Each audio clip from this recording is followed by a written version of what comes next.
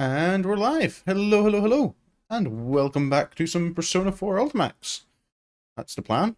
I just need to remember what my different screens are. There we go. So, last we left off, what was it? What was I doing last time? We did Naoto's story. Went through Naoto's story. I think that was where we started, because I think we finished Teddy's the week before. Got through all of Naoto's, and then we did like the prologue to Mitsuru's. So we're starting into the Persona 3 characters now. And this was getting quite interesting, because we were seeing now a bit more about how... Yeah, in Naoto's, we found out kind of Naoto was there to escort Labris to some other facility, but Labris was stolen, and then it's assumed to have been thrown into the TV. Something different I feel happened at the end of Naoto's as well. What happened at the end of Naoto's? I remember at the end of Teddy's, it was already going to... Oh, excuse me. Labris saying the classic Persona 4 kind of the "you're not me" line to her shadow. The end of Naoto's story was... We went through the tournament, we fought Mitsuru, we fought Akihiko. I think we fought... Yeah, we did.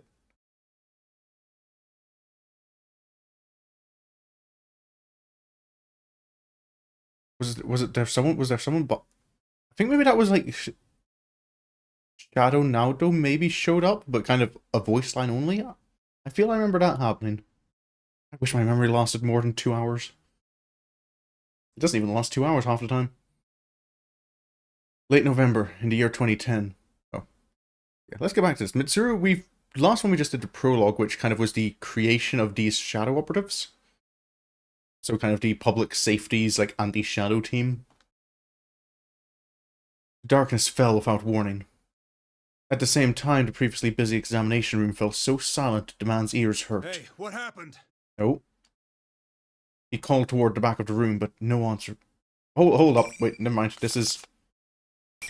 I did the same thing I think I did with Teddy's story. Or Kanji's even. I actually need to load the bookmark. Don't just start from the beginning again. Here we go. Indeed, the Shadow Operatives. I'm quite fond of the name. Not that I normally pay much heed to these things, but in this case I admit to being pleased. It started as sarcasm on the part of the higher-ranked personnel from the police. It could be taken to mean those who deal with shadows, but the real meaning is those who operate in the shadows. Not only is the unit unofficial, we have the difficult-to-credit job of exterminating monsters. Mostly, I suspect it was a dig at a group that disturbed the expected peaceful years before the older personnel's retirement. But Shadow Operative could also mean one who does unrewarded, albeit crucial work for society.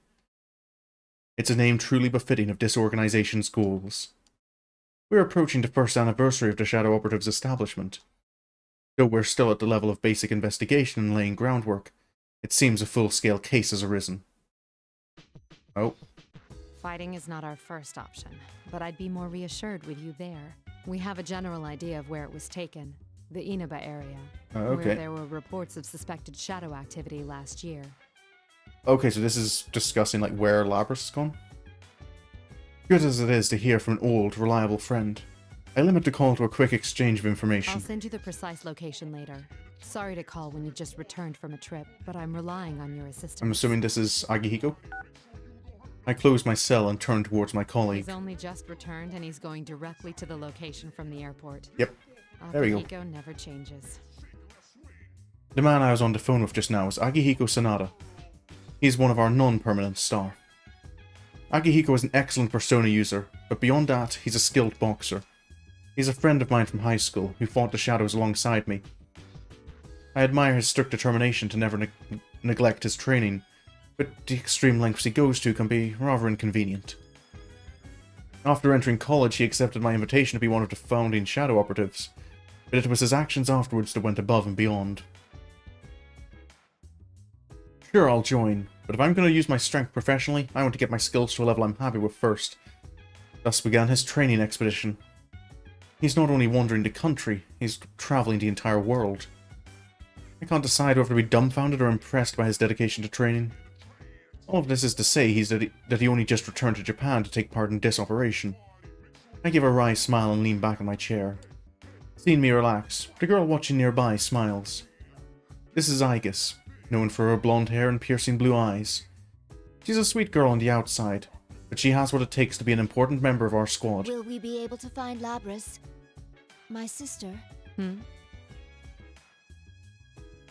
Excuse me? We're not bringing up the fact that Aigis is a living weapon yet? When I look over at Aigis, her eyes are cast downward with a worried expression. Will we be able to save her? Isn't that what you really want to ask? He must have known once I called Akihiko in his backup. There's a possibility that we will have to fight Labris. Knowing that, it's not a great leap to imagine that in the worst case, she may have to be destroyed. And alas, it's true. If all else fails and our safety is at risk, with no other way to stop her, that option is on the table. Don't worry, Still. as I mentioned to Akihiko, fighting Labris is not our priority. The reason I formed this shadow operative team is to save lives. We will find her, whatever it takes, and bring her back. Yes. I'm sorry to be so pessimistic. Poor robot. Those feelings you have for Labris, you should tell her when you see her. I will. The monitor is showing certain data under multiple redundant encryptions. Regio Ergonomics Research Lab. Confidential matters. There is, in fact, a reason I'm reviewing these materials that are normally securely concealed. Because 2 days ago, on May 1st, I was unexpectedly dragged into a serious incident. The passenger plane I was taking to Kagoshima was hijacked. There hasn't been a domestic hijacking for 10 years. Oh, it's just clicked with me that this hijacking was mentioned on, like, in the news report and everyone else's, well, I think the first 5 stories? Oh, it's only just clicked with me that this is the hijacking. The top brass of the police, afraid to make any mistakes, sent in the shadow operatives. The case itself was resolved quickly and all the culprits arrested. None of the passengers were harmed either. But the hijackers' true motive wasn't terrorism or political demands, as one would expect. I was surprised to find they were really after my cargo. It was a sealed box from the Ergonomics Research Lab. We were transporting it to Yakushima on that flight. No one thought that the risky hijacking could have been in pursuit of just the cargo, and as a result, one of the objects was stolen. The arrested suspects are all in police custody, but none of them have any memory of carrying out the crime. Okay. That's new information. So there's some mastermind here who I'm guessing, possibly in a similar vein to, I don't know, like Maruki's ability in Persona 5, like someone who has the ability to adjust like people's cognition. Someone was pulling their strings, and very probably using uncommon methods. Considering that Puppet Master was targeting shadow-related cargo, I doubt they'll be easy to deal with. As for what was stolen, Aigis mentioned its name a moment ago. The 5th generation anti-shadow suppression weapon, Labris, is an older model from 2 generations ago. Since shadow-related ergo research documents were lost in an accident, we know little about Labris. She is an android, most likely a female version, just like Aigis. But instead of a weapons loadout, she seems to have been fitted with some kind of experimental equipment. The huge axe isn't classified as a weapons loadout? That's all we know. I'm guessing, though, I'm fairly certain at this stage, like, she has the ability to kind of create illusions, like to change her voice and alter the perceptions of those around her. I'm guessing it's more than, like, direct combat. Labris sounds like she was designed more for, like, subterfuge. Still, thanks to our collaborator's quick wit, the escaping vehicle was traced with the end system. It wasn't easy, but we managed to pinpoint its location. It was headed for the city of Inaba, where there may have been shadow activity last year. I wouldn't say may have been. Once the preparations to depart are complete, I'll head there myself. My mind wanders a bit. Though I was unaware of them, the shadow of the sins committed in the Kirijo name is still so painful, 10 years on, that I sometimes want to avert my eyes. But now is not the time to be bound by the past. Now is the time to act. I suddenly notice that Aigis has been staring at me worriedly. I give her a smile and stand up decisively. Oh. And we're moving on. Oh, back to the limo. We're pulling up to Yasuinaba, the central town of Inaba. Though it's the central town, the main street seems nearly deserted, and there's virtually no activity to be seen through the car windows. It was confirmed that the vehicle transporting Labras was abandoned here, so our first move would be to confirm the situation. Or so I thought. Excuse me? Oh. I attempt to ignore the rude stares of people trying to get a look inside the car, focusing instead on the scent of my tea. People keep crowding around whenever we park. We've had to move it a number of times already. We didn't get a moment's peace until the car reached a junkyard on the outskirts of town.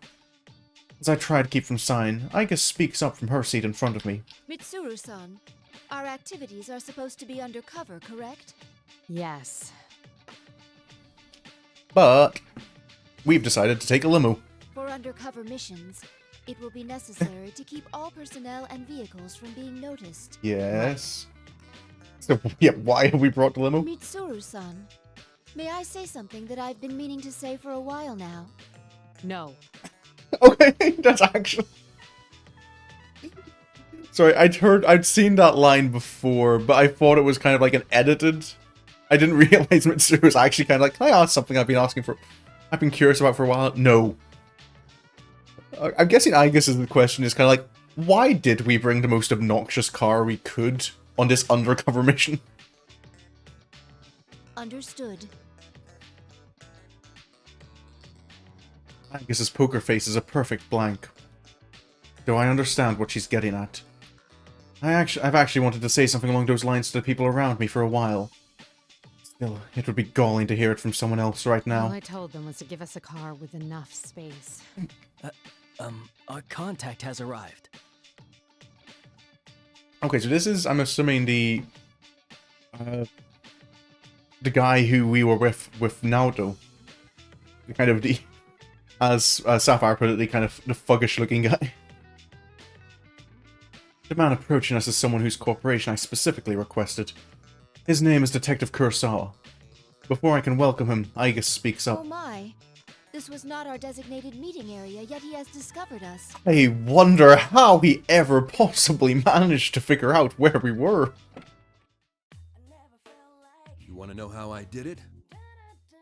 Please, you don't need to elaborate, sir. Lately, it feels that whenever Aigis wants to voice her opinion to me, she intentionally puts on the robot act. I mentioned this at the lab, that if Aigis still speaks in that stiff, formal manner, either she's getting too human in his developing habits, or she's doing it on purpose. I Honestly. appreciate your cooperation, Detective Kurosawa. Just stop him, don't even let him. Long time no see, miss. And Aigis, was it? Indeed. It has been a while. Detective Kurosawa was an officer at a police box near the school we attended 3 years ago. He was shunned for cooperating with us and got busted back down to officer. But now that the shadow operatives are officially recognized, he's in their good graces again. A man who can be trusted beyond the confines of his station to solve a case, even going so far as to bend the rules. He's a rare breed. Detective Kurosawa's expression is softened while he makes small talk with Aigis. Which makes me realize that this may be the first time he's seen Aigis in her combat form. I shouldn't make you stand while we talk. Please, get in. Ah, sorry. I haven't seen you in a while, so I had a lot to say. Oh, into the limo.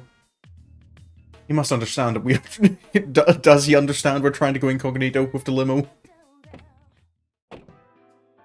Though it's kind of him to point out that our vehicle and attire are completely unsuited to that goal as he enters the limousine. He sits and does not even wait until the doors close before getting to the point. I found out quite a bit regarding the case you had me look into. Oh. First, I reviewed the report on the incidents from last year. One of the suspects mentioned the word persona. So what went on here last year It's probably related, but I wasn't done there. Parts of this guy's testimony Is were even this- more outlandish. Oh, what's his name? Namatame's testimony? If you can take what's in the record at face value, it seems Persona users can enter TVs within the Inaba region. Enter TVs? What does that mean? It means exactly what it says on the tin, I guess. Just what it sounds like. You physically stick your body into the screen and go inside.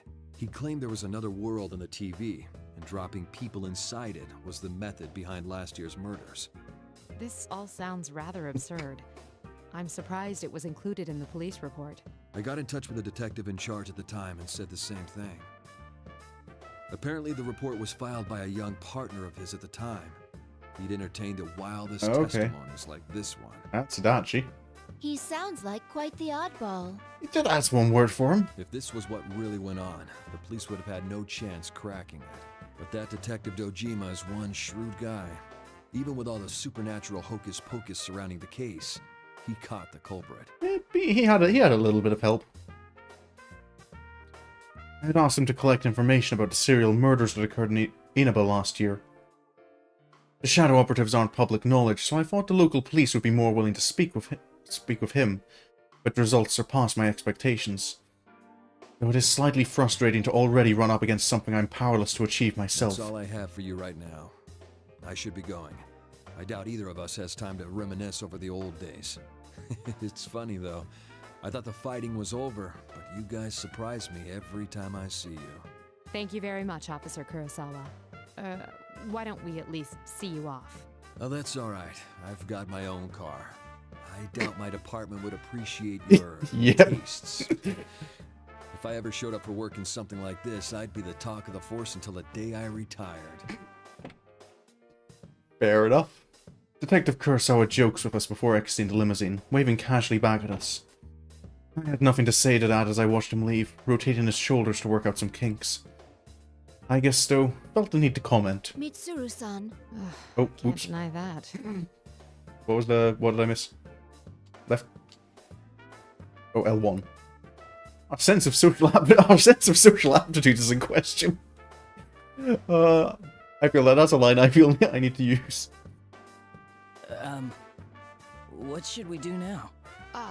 Yes. First, we'll need to test the claim that Persona users can enter TVs.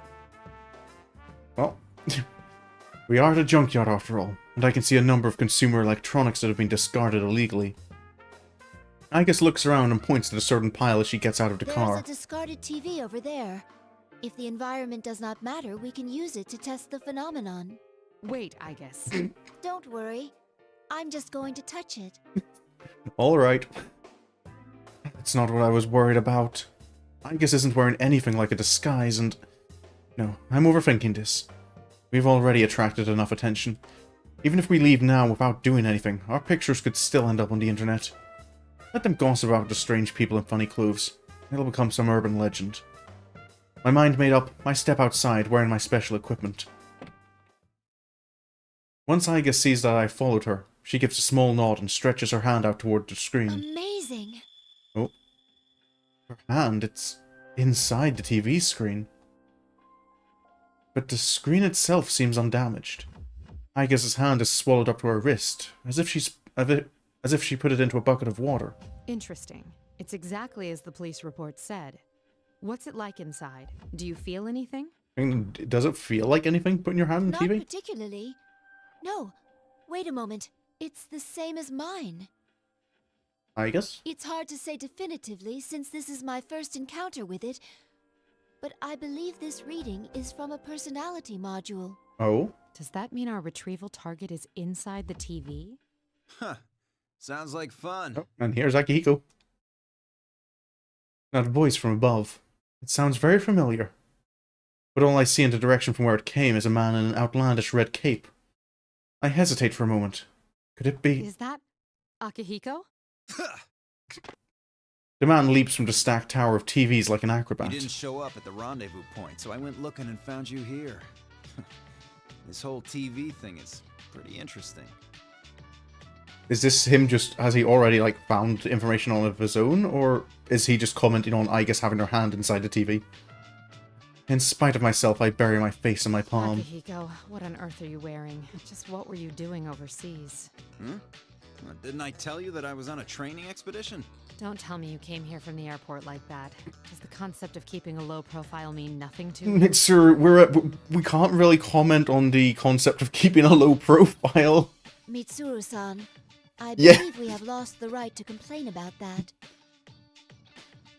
That's it.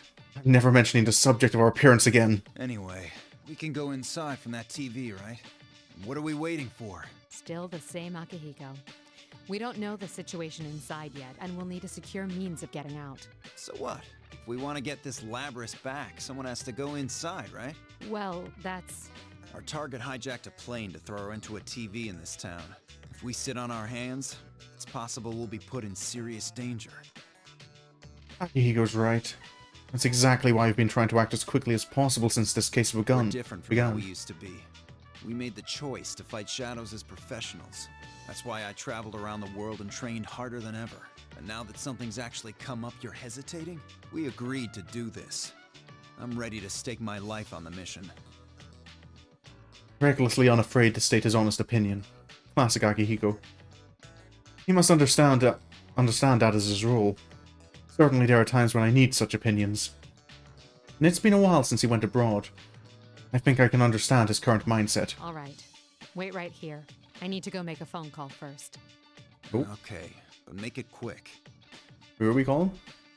He doesn't have to tell me twice. I take out my phone and bring up the contact list. A world inside a TV. I don't know what it might be like in there, but I do know someone that could help us. I was originally going to ask for their help after Labrys was secure, but perhaps the time has come. Oh? Who are we calling? Now, I've taken all possible precautions. The rest is a test of our resolve. Oh. Back into the TV. Who are we calling? The other members will wait here in the car. Yeah. If we all barge in and something happens, they'll be devastated. Now that you mention it, at least one of us should be staying behind as well. I am not staying.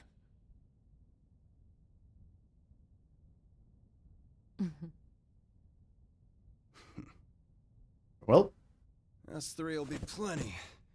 We'll end this in a flash. No problem. The same as it'll always. be interesting to see how Although, these three get tied We up have in no the idea what might be waiting for us on the other side. Don't get careless. in the Right. tournament. Because in the others, they're kind of all set out as like Situation. outsiders. It brings back memories.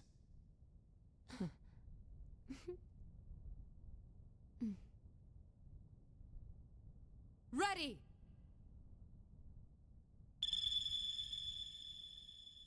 In we go.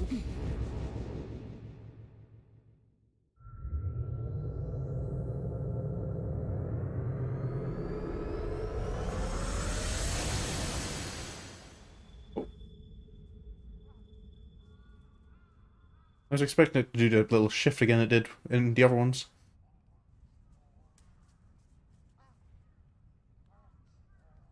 Why enter the TV? What's going on? Oh, and there's Naoto. Place a bookmark? Yes, please. So what happens for this team going in? Oh. Oh, in the front yard of the school again. Where am I? Is this inside the TV? I remember being enveloped in a white light, but what came afterwards is unclear. Is this the world inside the TV? Oddly enough, the sight before me seems to be the main gate of a school. The name engraved on the entrance plate is... Asagami High School. I do recall that name from our map of Inaba. An existing high school has been completely recreated inside the TV? I then came to a realization. I've encountered something much like this before. It doesn't appear to be much different from reality as far as appearances, but it has that same distinctive, sticky atmosphere. The Labyrinth Tartarus, our battleground 3 years ago. It bears a lot of similarity to this place. Wait, where are the others? Akihiko! I guess! Oh, Well, we've been scattered as well. Being separated won't do anything to further our mission. Perhaps I can use my communication power to get in touch with them. Oh. Doesn't seem I like can't it. reach them through my persona either. This place is highly unusual. It's still barely functioning, but the noise here is severe. I'll need to understand this world a little better, and find a quiet place to concentrate. As I check my surroundings again for enemies, I hear the sound of footsteps. I tense, getting myself ready. But when I turn around, a uniformed girl stops, looking at me in bewilderment. Huh? Oh, Yukiko. Hmm. I didn't expect to meet someone else here, let alone a seemingly ordinary schoolgirl. Could her age and outfit belie a connection to the theft of Labras? But once the girl's surprise faded, she still seemed confused by my appearance. It seems that even here in another dimension people are startled by my attire. At least her reaction allayed my suspicions. People reveal something of themselves when they're caught off guard. Anyone in the act of committing a crime couldn't fake being perplexed so naturally. Did I surprise you? I suppose my outfit is somewhat unusual. Oh, no. Okay, so this is off. Why are you here? Oh, whoops. I need to not press the skip button so quickly. A loud cheer suddenly swells, cutting off our conversation. Judging by the sound, I'd guess there's a crowd present here. I look around the area in confusion. What? Where is that coming from? Students appear one after another, clearly intrigued to see us here. Huh? What's going on? So this is going to be interesting. I think this is the first time kind of like two characters who had like no prior interaction have met each other. Kind of like this early on. Before I can react, an image appears on the monitor buried beneath the bizarre decorations. Hello! Hello! This is General Teddy, your benevolent dictator! Are you sure benevolent's the right word, Teddy? And I, Rosette, am your commentator. It's time for the next round in the P1 Oh, wait, the next round? Grand Prix. It's already begun? Are you ready to fight? P1 Grand Prix. Fight. Suddenly, on the one in the ridiculous costumes queue, smoke pours out around us. A spotlight shines from somewhere directly upon me. I instinctively raise my arm to shield my eyes from the harsh light. Feels like I'm being displayed for an audience. And who do we have for Yuki-chan's opponent this time? Okay, so the tournament's already begun. And Yukiko's opponent this time, so assuming like Yukiko's already won a battle. It's a mysterious, beautiful lady! How unexpected!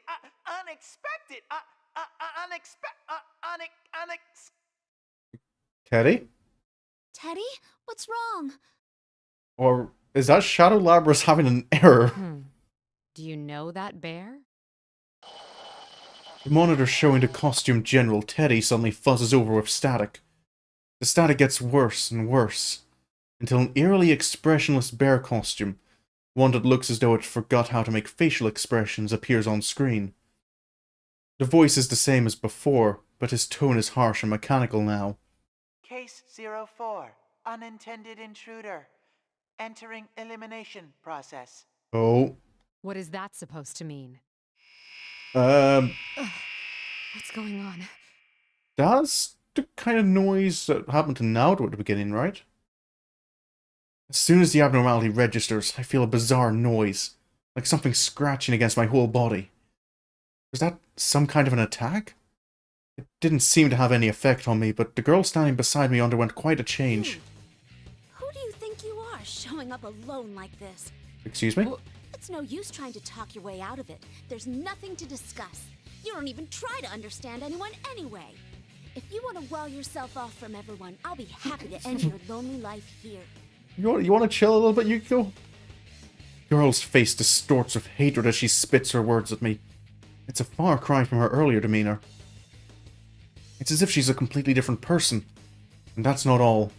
Understandably, she seemed not to know me before, but now she speaks as if she does. What is this? Could it be the effect of the noise I sensed? Don't be so smug for long. Come, Konohana Sakuya. Nope. A persona? The girl spreads the fan in her hand, and with a flash of light a persona manifests. How careless of me.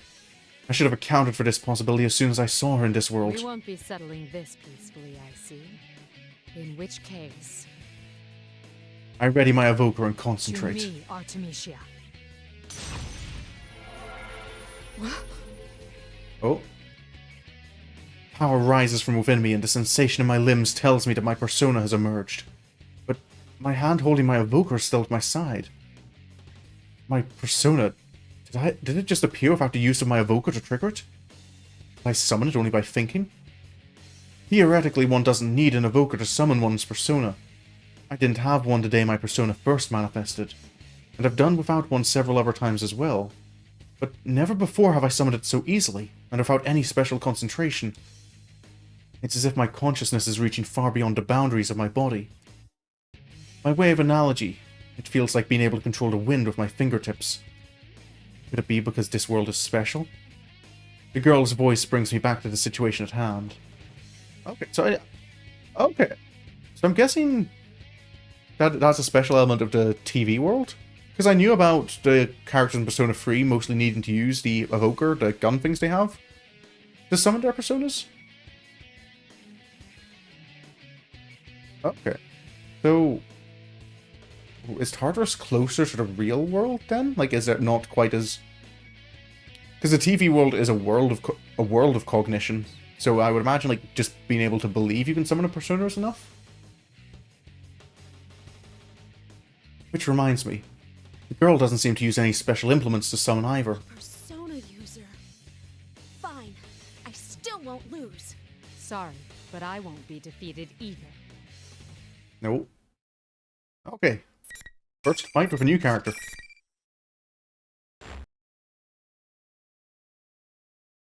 And I have nothing to go on with what kind of attacks Mitsuru uses. Well, I know she uses... I remember she's ice. Is kind of her element. Which works for me. Final.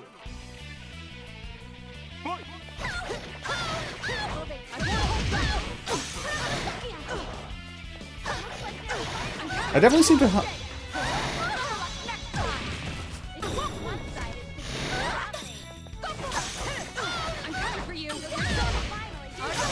Ow. Okay, I definitely feel like I have movement.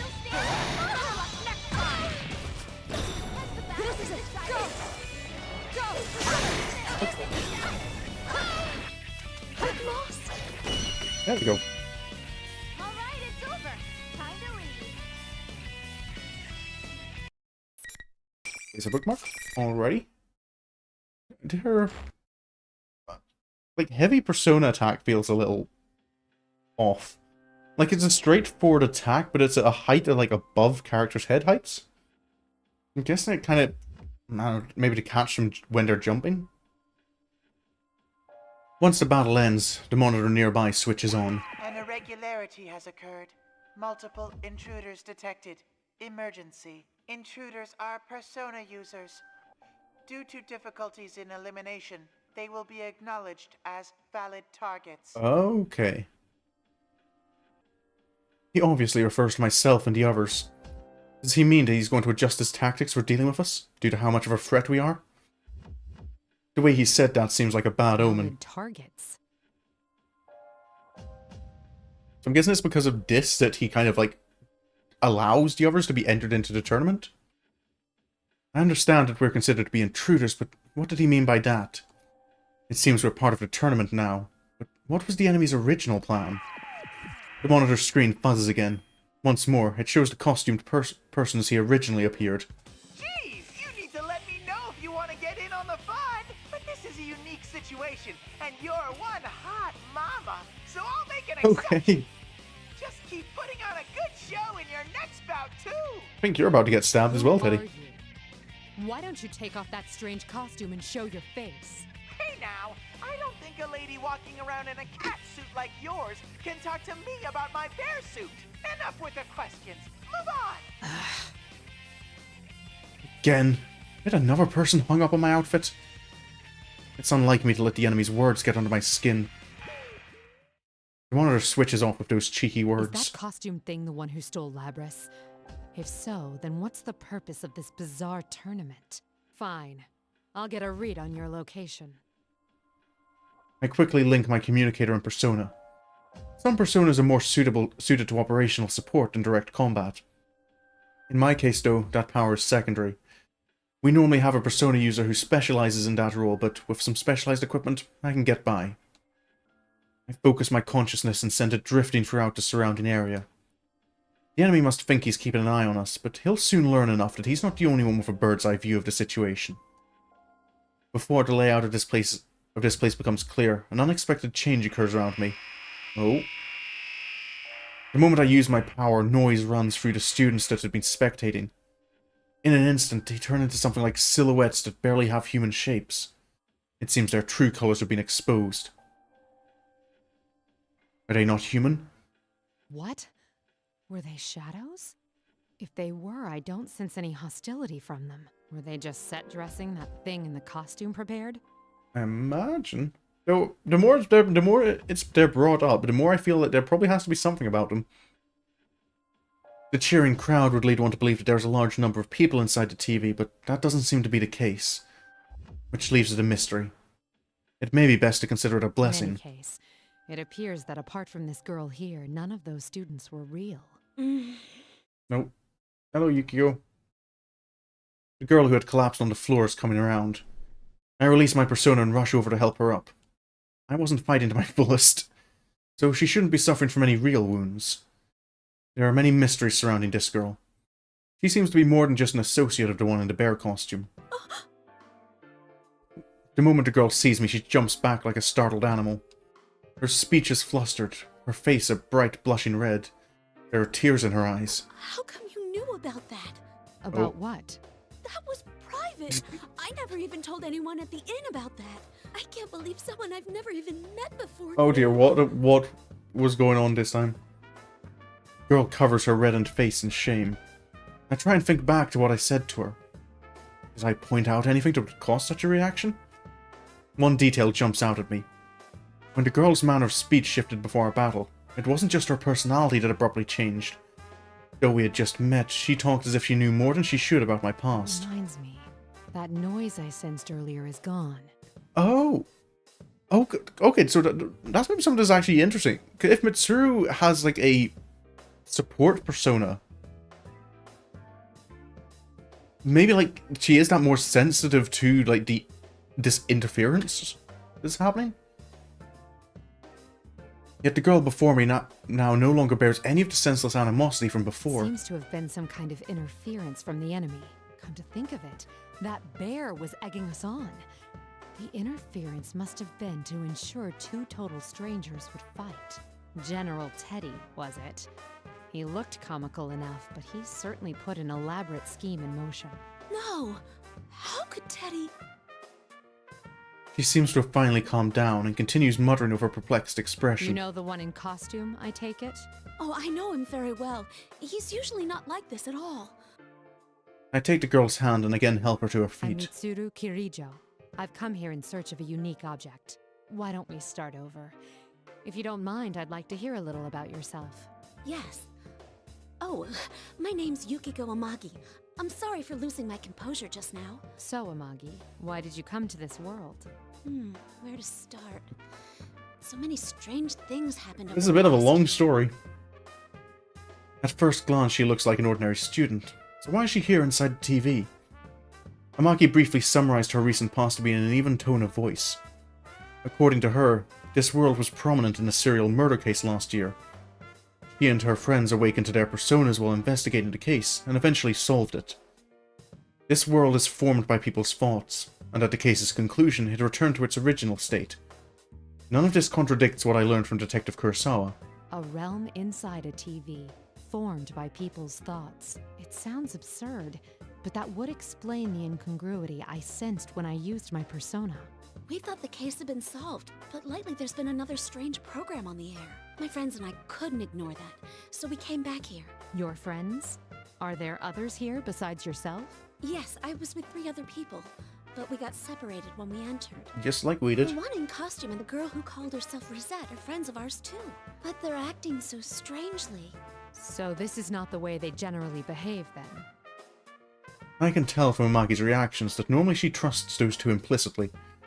Considering what the enemy did to her earlier, could they be under its control as well? Either way, it sheds no light on the theft of Labras. How are they related? Or is this incident only a coincidence? There's one more thing I'm curious about. Have you ever heard the name Labras? Labras? No, I don't think I've ever heard of that before. What is it? It's the thing I'm searching for. What makes it problematic is that I know nothing of its appearance. Yeah, that's a little awkward when you only know the name. Honestly, I'm not sure it has anything to do with this disturbance, though I can't write it off completely as irrelevant. Though it appears that there is no connection, whoever went so far as to hijack a plane to steal Labras brought her all the way here. No matter how I look at it, that means something. Anyway, thank you for your cooperation. I understand the situation better now. We should stay together going forward. Except that's not going to be an option. Whoa, think again, ladies! General Teddy suddenly appears on the screen to interrupt our conversation. Only the winner of each bout can go on. That's rule number 1 in the Grand Prix. If Yukiko's already been in a fight, she probably knows this. How exactly can that rule be enforced? As if to answer my unspoken question, Amagi makes an odd gesture. There's nothing here, but I can feel something. Unless she just knocked out her previous opponent and didn't notice there was an invisible wall. Wait, but Mitsuru-san could... Amagi looks at me expectantly. I take a tentative step and walk through the place where she claims there's a wall. Like I said, you're stuck there until the tournament's over. Only winners get to go. Come on, miss. You won. So it's time to barrel forward to the next stage. Okay, Teddy, that one was a little bit of a stretch. Gotta be honest. At least he's not going all out with him as he does in Persona 4 itself. I must leave the girl alone in this strange world then. Though I'm uneasy about doing so, Amagi seems to read my thoughts and smiles. Thank you, but I'll be alright. I fought shadows for an entire year too. I can protect myself. I see. In that case, I'll press on and do my best to rescue your friends. If you see them, please tell them I'm alright and they shouldn't worry about me. You be careful too, Mitsuru-san.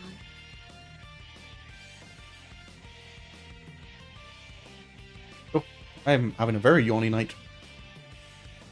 Amagi smiles resolutely. She's a very strong girl. I'll pass that along.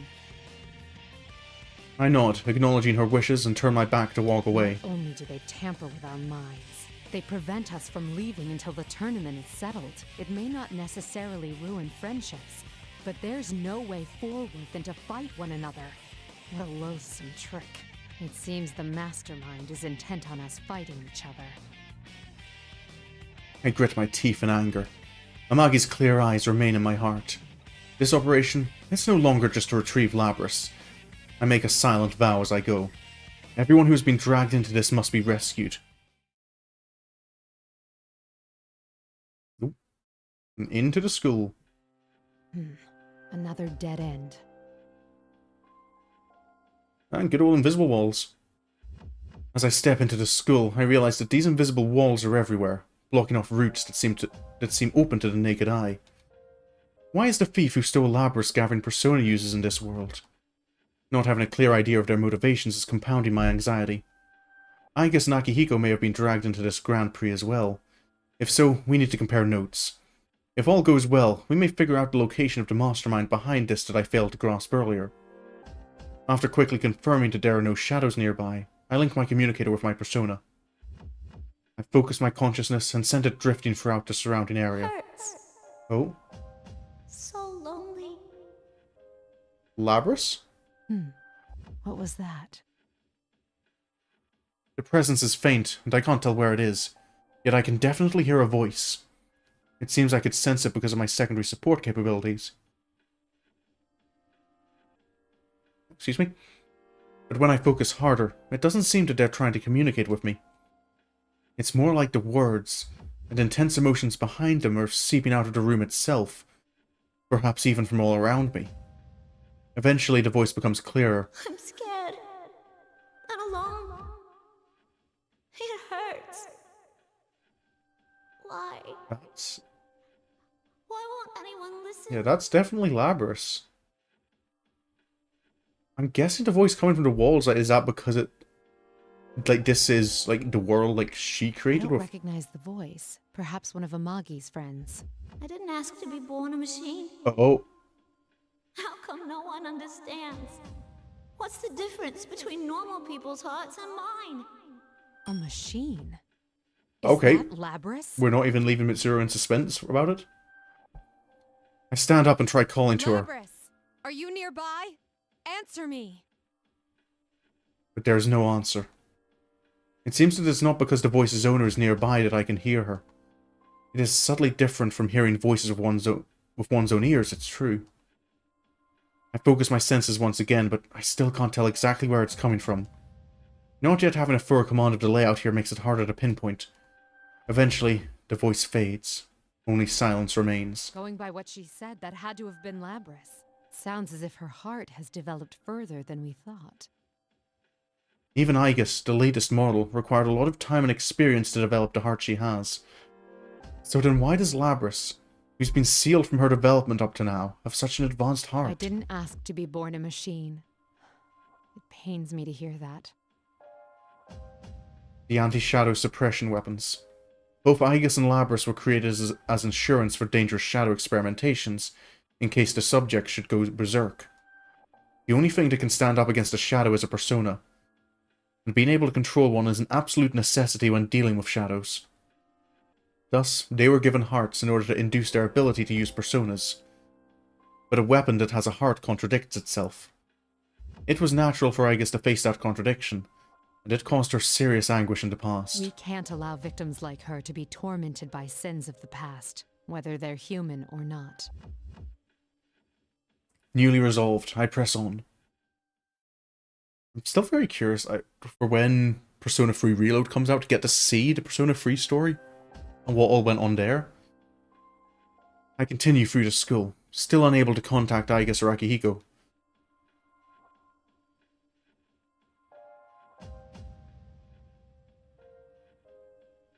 Excuse me? The invisible walls seem to be leading me towards a gym. Compared to the one back at Gekokan High, this one is rather modest, but the chairs stacked to unusual heights and the monitors everywhere give it an eerie air. The monitor's switching on again. But this time it's not showing General Teddy. How strange. This appears to be a commercial for a fighting event. What in the... A succession of young men and women are introduced as participants. Okay, I'm guessing this is the Midnight Channel showing? The cutscene that we got in all the other ones? One of them I recognize as Amagi. They're wearing the same uniforms as Amagi. I assume these are the friends she spoke of. All of them are introduced with horrible epithets. But the Amagi I met in person was a completely different, sophisticated girl. I suppose the enemy made up all the taglines. Just as Amagi's introduction ends, the video suddenly turns off and General Teddy's face appears on screen. I had to completely rejigger the bracket to accommodate 3 new contestants. Sheesh. Could have just let us come straight to you. Save yourself some time. 3 new contestants. Myself, Akihiko, and Aegis? On the other paw, a tournament's more exciting with more people in it. But getting back on track, allow me to introduce your next opponent. Nope. When I enter, someone who had already been there turns around. His face, it was on the video a moment ago. There's people besides us here? Hello, Yosuke. You're... Holy crap, she's smoking hot. The thing she's wearing doesn't hurt either. Yosuke. You were in that video just now. What was it they called you? Captain Ressentiment? How come you remember that stupid title and not my real name? Figures I meet a knockout like this and she already knows about that. God, I wish I was dead. Apparently the epithets from the video hit a sore point with the people featured. The nickname left more of an impression than his real name, so it just slipped out. At that moment, General Teddy appears again on one of the larger monitors inside the gym. How do you like your opponent? Why are you making us fight? What benefit do you derive from this What opinions nonsense? would we have about our opponent? So many questions. All we know is his title and his name. I just want you all to suffer. Isn't that exciting? Isn't that fun? That's what this is about? No. If Labrys is involved, there's more to it, isn't there? Enough jibber jabber! Hurry and start the fight! Have I heard the term jibber jabber before? Look at your opponent! He's ready, see? No. There's the noise again. Yep. As the general smirks, a wave of discomfort washes over me. It's the same as that time with Amagi. As I glare at the monitor, thinking that more interference is at work here, I hear unexpectedly bitter words. Yeah, Teddy's right. I mean, you're the one who barged in here. No. Man, who'd come to such a dangerous place without hesitating? You really are an ice queen. I bet you don't have many friends, huh? It's happening again. The moment that noise kicks in, not only does my opponent's personality change, they begin speaking of things they shouldn't know about. It's exactly like what happened with Amagi. You talk as if you know me. Stop acting so calm and changing the subject. You seem like you don't know much about this world. So how do you plan to get out? Don't tell me you rushed in here with no escape plan. Oh man, seriously? You're nuts. People like you who obsess over responsibility and put all the burden on yourselves, you annoy the hell out of me. It doesn't matter how others perceive me. Yeah, that's what I'm talking about. Isn't that because you don't trust anyone? Oh. We clearly can't have a normal conversation with the enemy's interference, but even knowing that, I catch myself trying to argue the point. The heavy responsibility I suffer is mine alone. If I share it with someone, that means that suffering will also be shared. That is why I try to be self-sufficient. The more I care about someone, the less I'm willing to rely on them. But isn't that no better than not believing in them? I've been caught in that trap before. Maybe I still haven't truly escaped it. But how could he guess my private distress? One that I've barely confided it to others before. And supposedly an unexpected intruder. What's going on? What are you mumbling about? Well, let me ease your mind. I'll end everything for you. Let's do this, Jiraiya! Okay, also intended. Go, Yosuke-senpai! Beat up that shady lady! Let the fight begin! I can see there'll be no talking sense with him like this. There's nothing for it, then. Artemisia! Here we go. I had a thought, but I can't remember what it was. I've already forgotten. Oh yeah, the Persona 4, like, so far both Amagi and Yosuke have been pretty clear with, like, giving an intent to kill Mitsuru. Excuse me.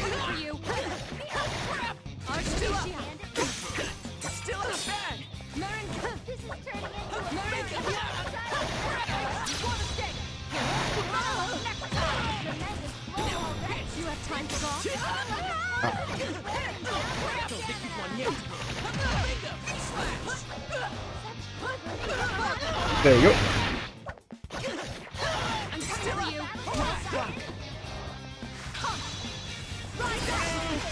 There we go. A round of applause for both sides. You can cool down for a little bit. Bookmark.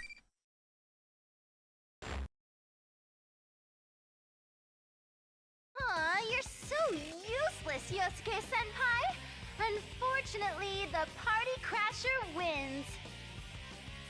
The girl on the PA system is rather casual with her insults.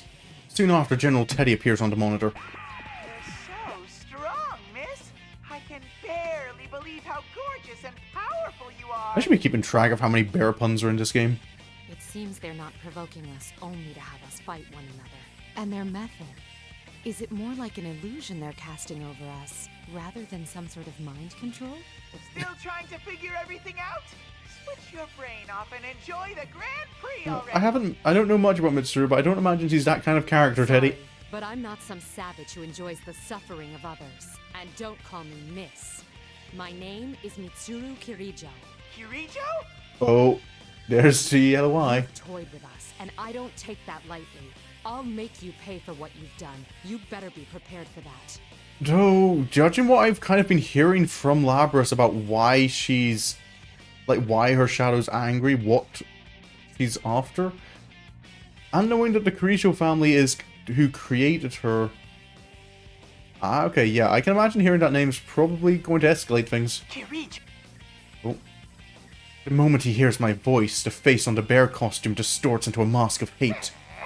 You're the one who should be prepared. I'll never let you stop me. The broadcast ends after he flings those words I at me. mentioned my name on purpose. He reacted as strongly to the Oh, name Kirijo as did I you thought. already have a guess, Mitsuru? I still don't know anything for certain, but I'm increasingly sure that General Teddy is related to the circumstances surrounding At Labrys. first, I thought I'd stumbled into an irrelevant side incident, but evidently not. We were meant to come here. Just then, the young man behind me slowly gets to his feet. Ow! Oh, did you fall out finally? Ah, you're awake. It seems now that the battle is settled, the interference causing us both to seem odd vanished. Hanamura cringes away, frightened. I can't help but shrug. My. Magi reacted the same way.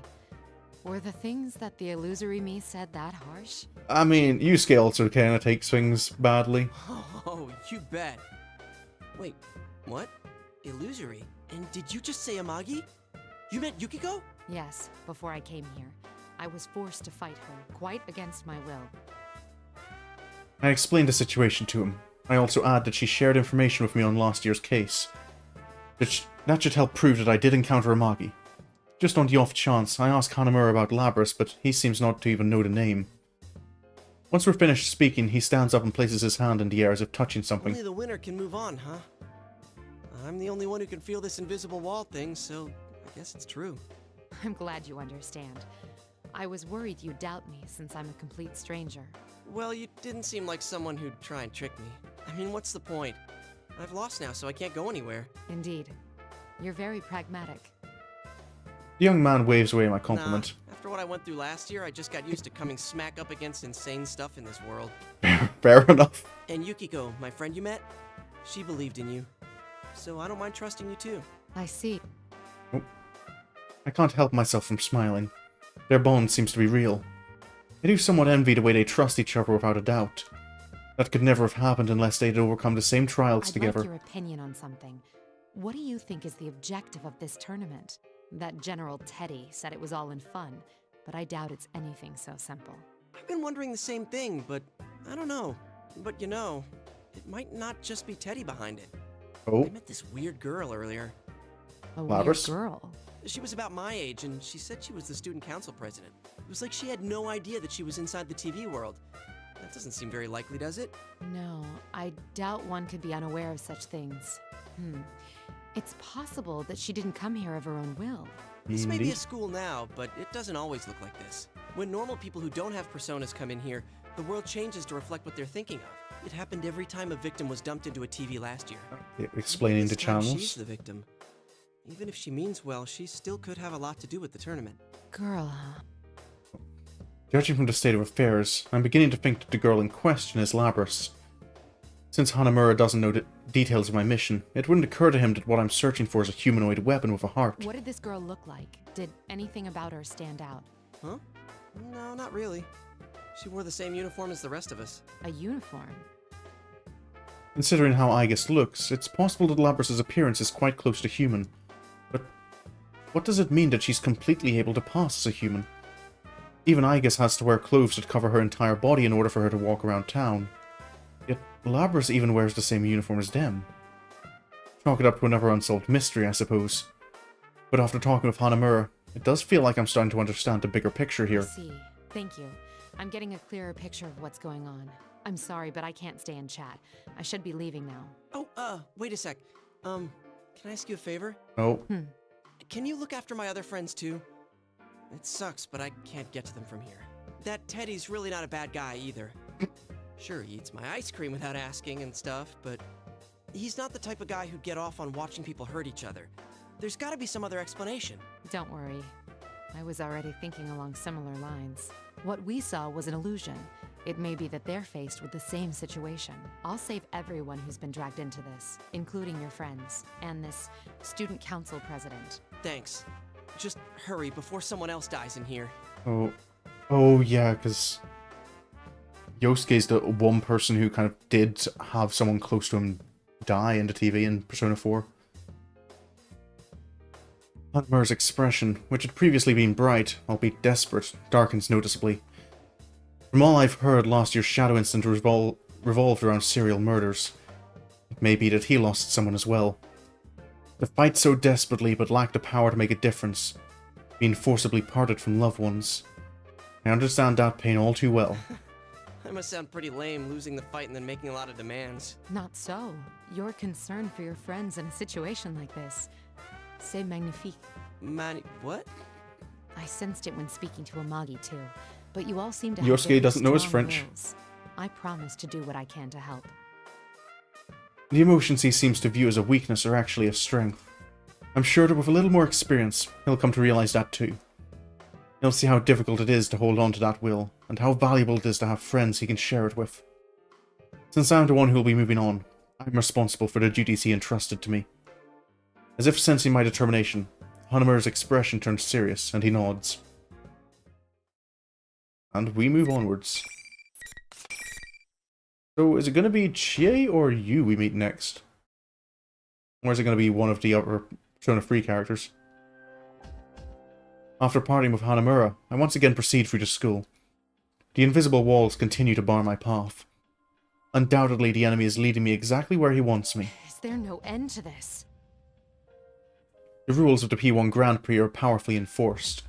I tried to see if I could destroy one of the walls, but it doesn't seem as though I can. Maybe if I used all my strength, but even if I do, I'll be locked into a fight if I happen to run into anyone. Either way, it didn't seem worth the trouble. I stray from the suggested route on purpose and open one of the classroom doors. I sense no enemies, and it doesn't look likely that I'll run into my next opponent here either. It should be safe. Once again, I link my communicator with my persona. This time, unlike before, my senses cleanly and smoothly spread outward. I sense two familiar signals. Hiko and Aigis. They both seem to be okay. Okay, I'm guessing we're getting close to them then. First, I focus my senses to contact Aigis, who's closer by. Can you hear me, Aigis? Mitsuru-san, I am relieved to finally hear from you. Is Akihiko-san with you? No, we were separated, but I've confirmed his safety. I'm sure he won't be defeated that easily.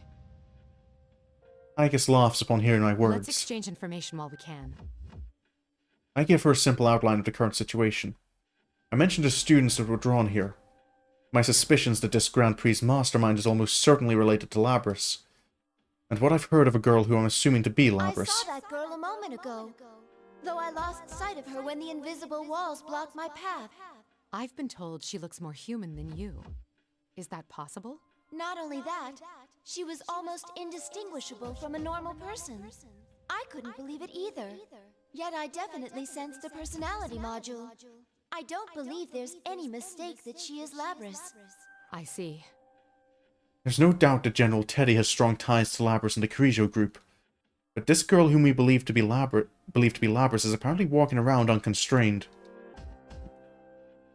Excuse me? If he can set up this many walls, it should be easy for him to capture her too. Don't worry about meeting up for now. Under the present conditions, we'd only end up fighting amongst ourselves. Oh, okay. Understood.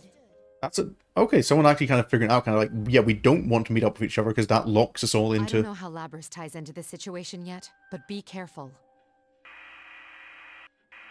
Oh. Static. Hello? I lost her. Aigis' voice trails off as my connection to her dies out again. I wonder if the enemy noticed our conversation and took preventative measures. Though the voice I'm hearing now definitely isn't General Teddy's. Some other way. Oh. If there was, then... Labris again. Same voice from before. Labris, is that you? It's happening again. The voice reaches me through my persona ability, but I have the strangest sensation about it. I get the impression that the voice is seeping out of this place itself. Why are you laughing? What about this is funny? Who is she addressing? I don't want to fight him anymore. That reminds me. Hanamura said that the environments here are formed by the thoughts of those who enter this world. Could these be Labris's innermost thoughts? Is that why everything about this place radiates her feelings? I'm guessing there's something to do with... I'm guessing Labris did, like, in order to kind of, like, figure out, like, a more effective model of machine, that she was made to fight other, like, Generation 5 Like, the other robots? What do you think we are? Oh. For a moment, I experienced not just a voice, but a powerful wave of emotions. They bombard me through my persona's senses. Strong sadness, confusion, despair. I can't help but fall to my knees, though nothing is assaulting me directly. How can I describe this weight? One possible explanation crosses my mind. She's not addressing anyone. These are her memories. I see. So that's what's going on. I think back to what General Teddy said, that making people suffer is fun. I dismissed it as a barbaric desire not worth thinking about too deeply. But in truth, what kind of horrors would someone have to go through to emerge with such a stunted perspective? I'm finally beginning to see the relationship between this tournament and Labrys. In any case, I must proceed on to learn anything. I redouble my resolve and begin walking again. Oh, to a different classroom? Or same classroom? The monitor suddenly turns on, showing a smirking General Teddy. Getting so sentimental for? The Grand Prix not over yet! Then you intend to continue this meaningless farce. I'll decide what's meaningless or not! Bring out the next challenger! Who is it this time?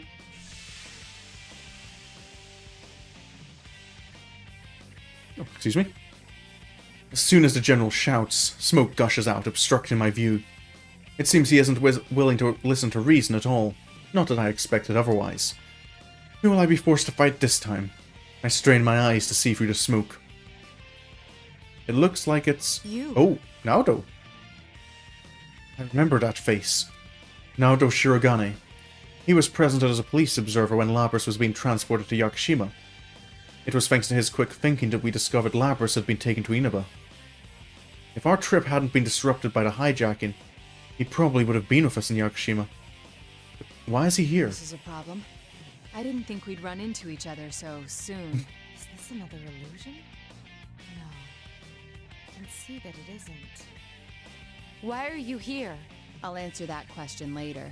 It would be best to say as little as possible Oh, for yeah, now. because of course Naoto knows about the illusion thing. With that, the young man lifts a finger to his lips in a gesture to remain silent.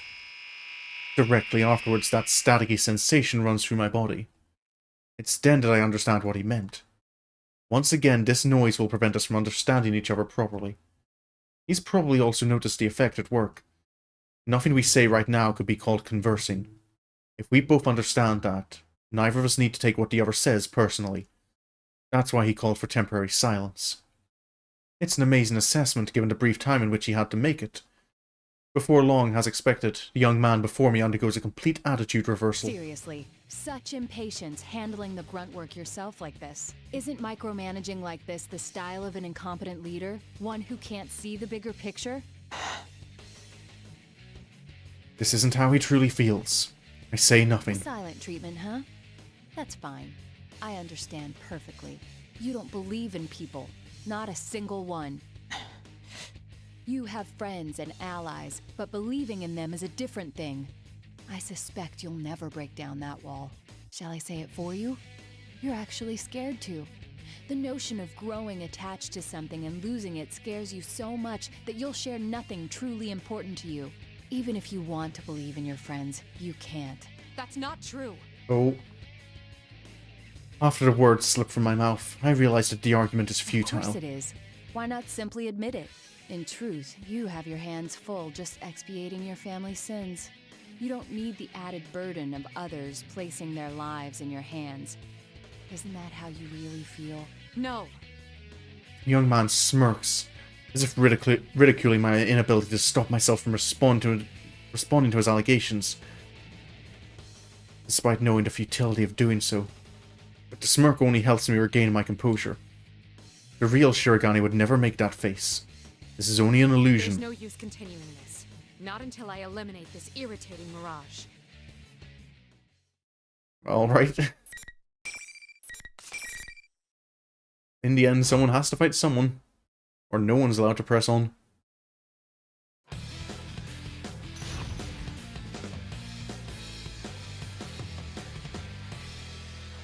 I kind of forgot that for a moment that Naoto was part of the tournament. Oh.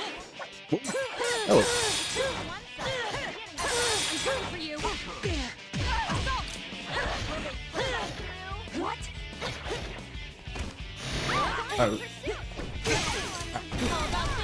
You have time. Okay. You have time to go. I'm coming for you. Go down. There we go. Okay.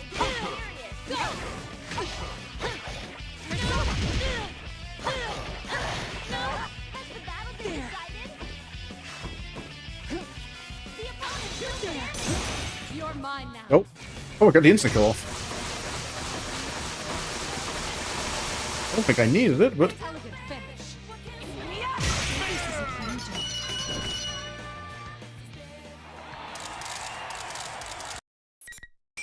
Another bookmark. Scene 9. I turn towards the monitor on the assumption that General Teddy will appear to mock us. But for some reason, this time he doesn't. I'm not sure why, but it at least allows us time to calmly think things over. I look towards the young man once again. Am I getting through to you now? Yes. The same goes for me, I presume. It seems we were spellbound until the fight began, as we both suspected. They disrupted our communications to drive a wedge between us and make us fight, though it's a mystery to me as to where it draws such personal slights for the illusions before us. Yep. I agree. He seems to bear no animosity and is willing to discuss things, but to be honest, I'm not sure where we stand. Why is he here? I can think of several possible explanations, but if he secretly followed us in, his canniness may prove dangerous. He gives a sudden wry smile, as if sensing my reluctance and trying to assuage it. There's no need to be cagey. Oh. I don't intend to Hello there, dodge Elefan. whatever Thank you for the questions follow. have. Welcome to the stream. I am doing quite well, thank you. How are things going with you? I've had a warm day, I think. It's been quite warm in town recently. Last few days. I feel it's only typical. All the schools are back this week, so of course, you know, schools are back. The weather has to, you know, make them miss the holidays. Feel the pain of not being able to go outside. You were probably wondering 3 things when you saw me here. Nope. First, how did I enter this world? Second, what am I doing in Inaba? And third, if I came here looking for you, what are my true intentions? No wonder you've made a name for yourself as a detective. You're correct on all counts. No problem. Always good. Someone asks how you are. It's only polite to return the favor. Glad to hear you're doing well, though. Hope you're enjoying. The first answer is easy. You know now that I can use a persona, allowing me access to the TV world. Do you make the model? Yes and no. I used the, what's it called, the Vroid Studio app to kind of make the model. I did some, like, custom adjustments, but a lot of it is just based on what's already pre-existing in the app. I have intentions to do more, to try and customize more things, but I have been struggling with having the attention span to actually sit down and make those adjustments. But I'm hopefully sometime in the not too distant future going to be doing that. Possibly as part of a redoing, because I do plan to rework my logo and everything. So I'll hopefully do all that at the same time. As for the second, there's no great mystery why I would come to Inaba. I live here. You wouldn't happen to be acquainted with Amagi and Hanamura. Oh, I think Mitsuru's jumped to the NJ for you.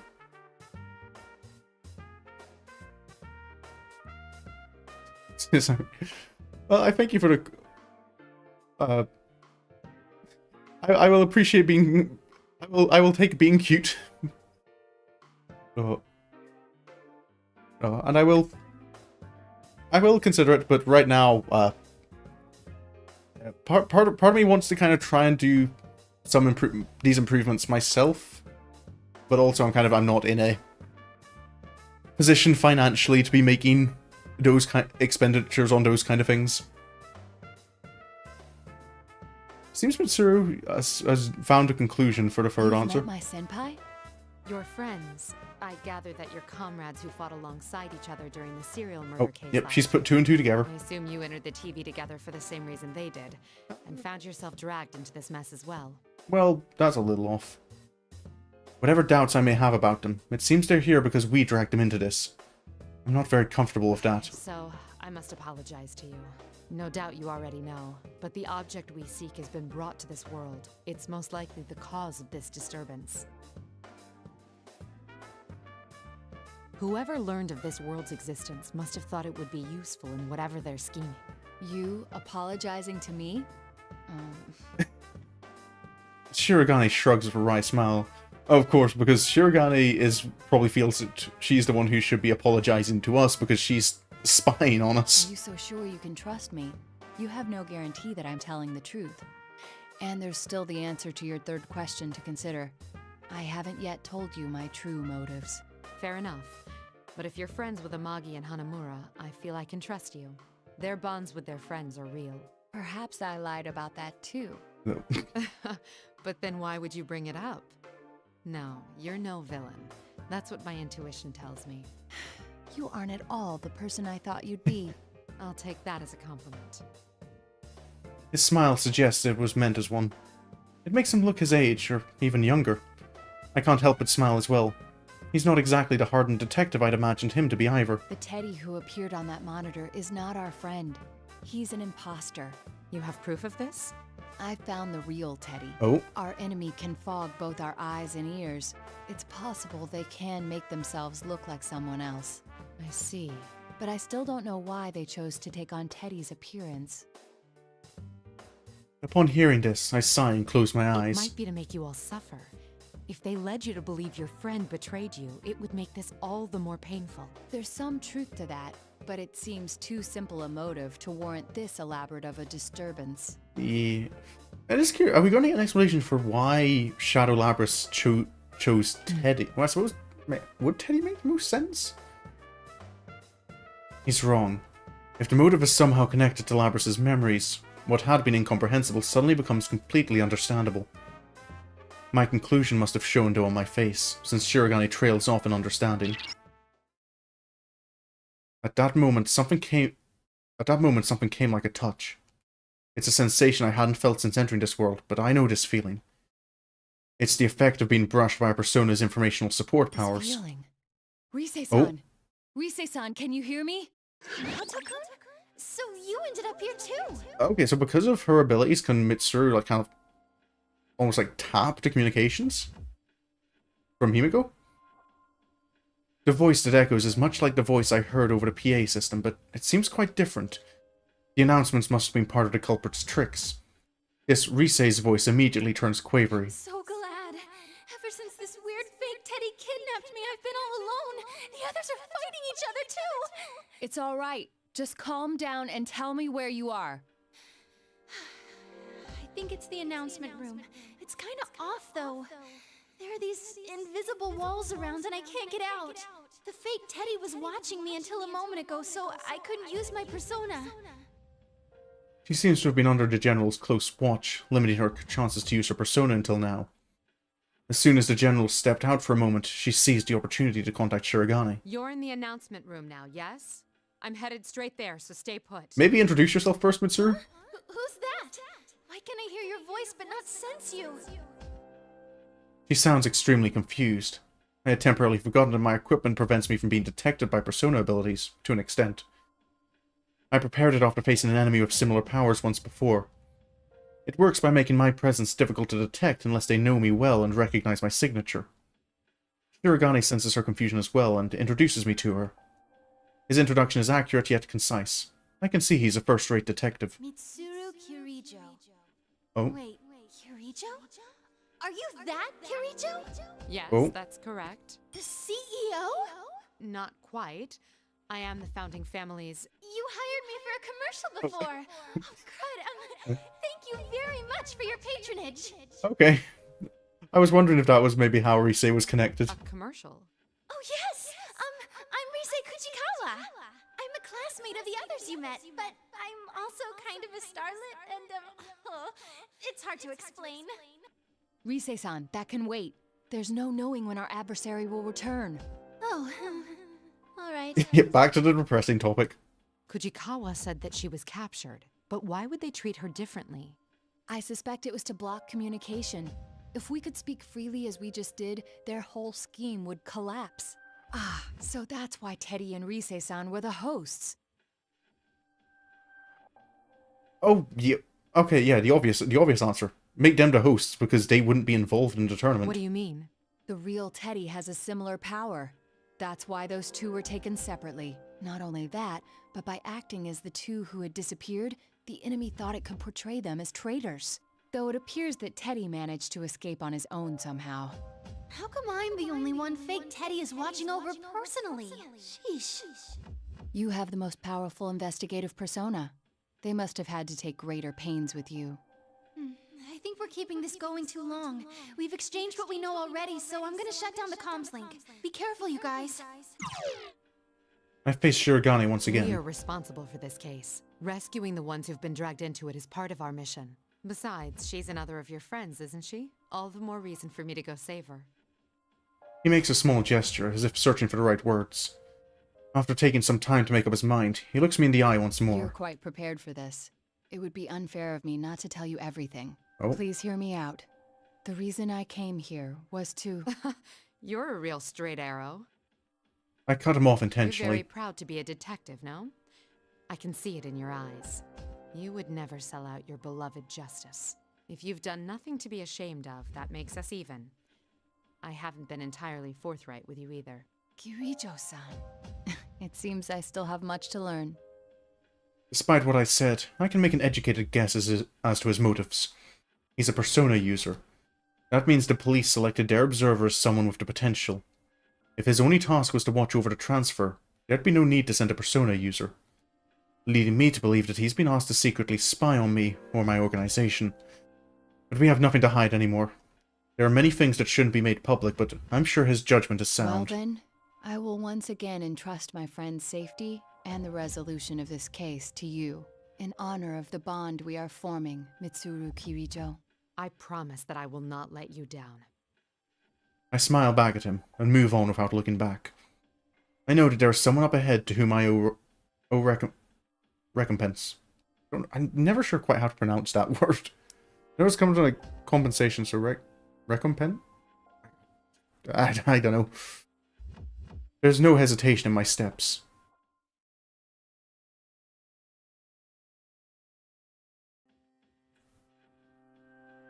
I reach the third floor. After turning a corner and going on for a while, it finally comes into view. The announcement room. This is where Kujikawa is supposed to be. But we don't have the weird Are you dead Kirijo-san? dolls everywhere this time. Kirijo? Oh, hello Labris. As I open the door, two students greet me. One of them is the voice I heard from my persona, Kujikawa I presume.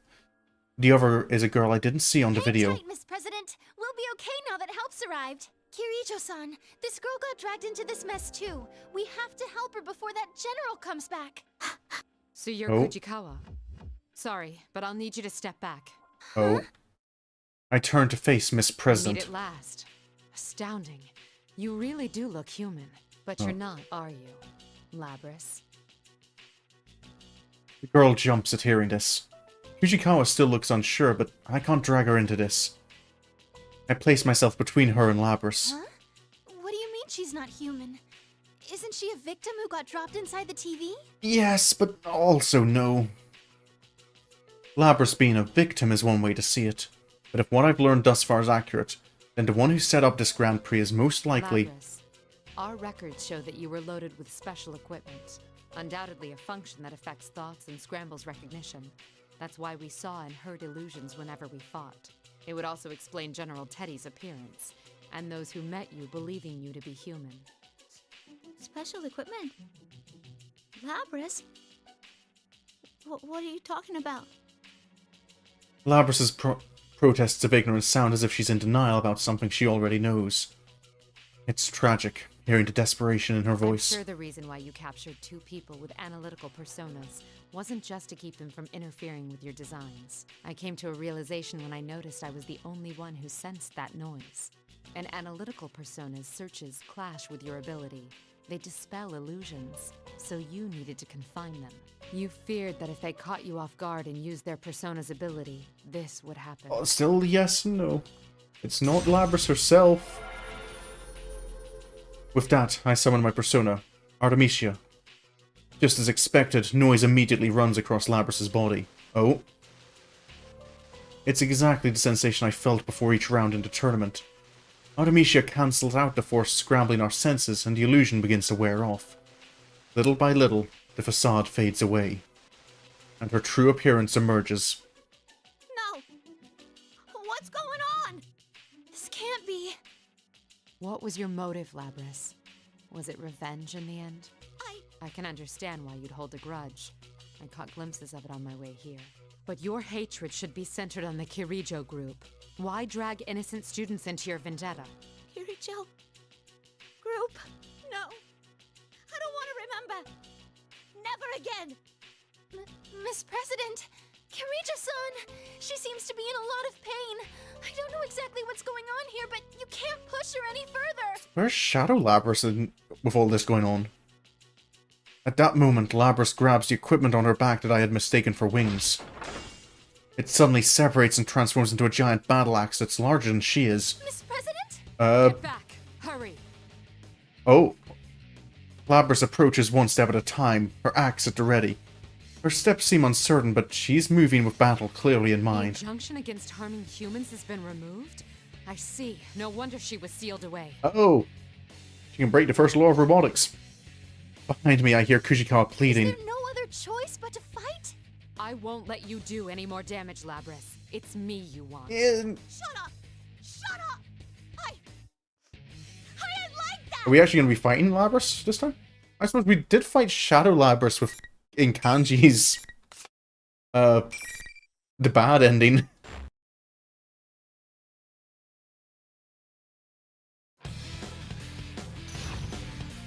Do.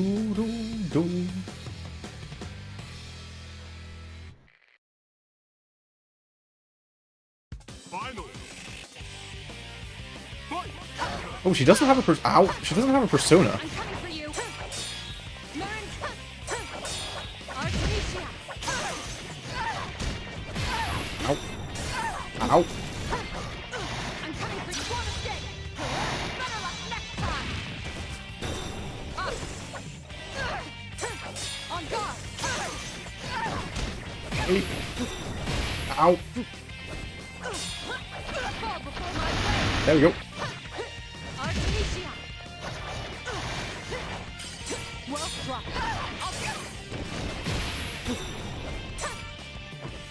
Tentacle! Fall into a game! There we go. One more. Better luck next time!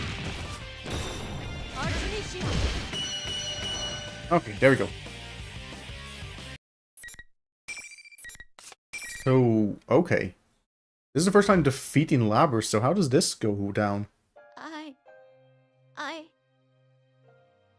Labrys remains still. I can hear her muttered denials. She didn't use a persona, but it's possible that her mental instability prevented her from doing so.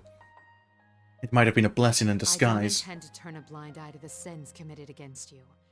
That is why I must bring you back. Labrys is the mastermind. Not only of this tournament, but maybe of the entire incident. What if Labrys wasn't stolen, but instead escaped? Considering her powers, it is possible that she deluded the ordinary human hijackers. There's no knowing when Labrys regained her consciousness inside her cage. What if she hadn't awakened on opening it? What if she was already conscious inside there? She had been sealed for roughly 13 years. More than enough time to formulate a If that plan. was indeed the case, it'd make more sense for this to be a plan devised by Labrys, rather than an unknown party suddenly stealing her away. I can't imagine how much resentment such a small, artificial body could hold. A tragic mastermind, huh? Huh? Mastermind? You got it wrong, Kirijo-san! That girl's not... Kujikawa calls out from behind me. But just as she does, I feel an imminent threat rushing towards my back. What? I turn around in surprise. It can't be. Oh. Looks like you've saved me some time while I was out running errands. You're... General Teddy gives an evil smirk. An extremely powerful version of the noise, far worse than before, is everywhere around us. Kujikawa squats down while covering both her ears. It's all I can do to keep from falling to my own knees. What's going on? This is Labrys's interference pattern. Mm-hmm. That's right. As thanks for cornering the real one, I'll show you something. Oh. Here we go again.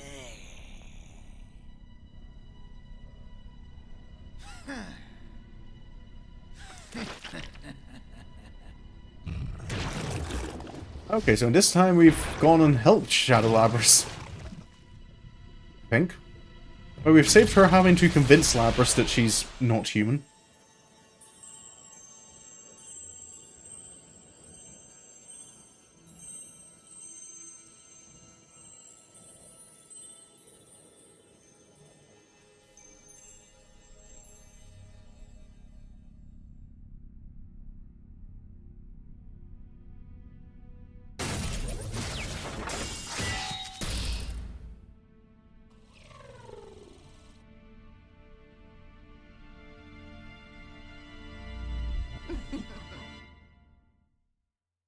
Another to be continued? Or how far do we get this time? The noise lifts once the mimicry is dispelled. But what it reveals is something that I hadn't expected. Another Labrys?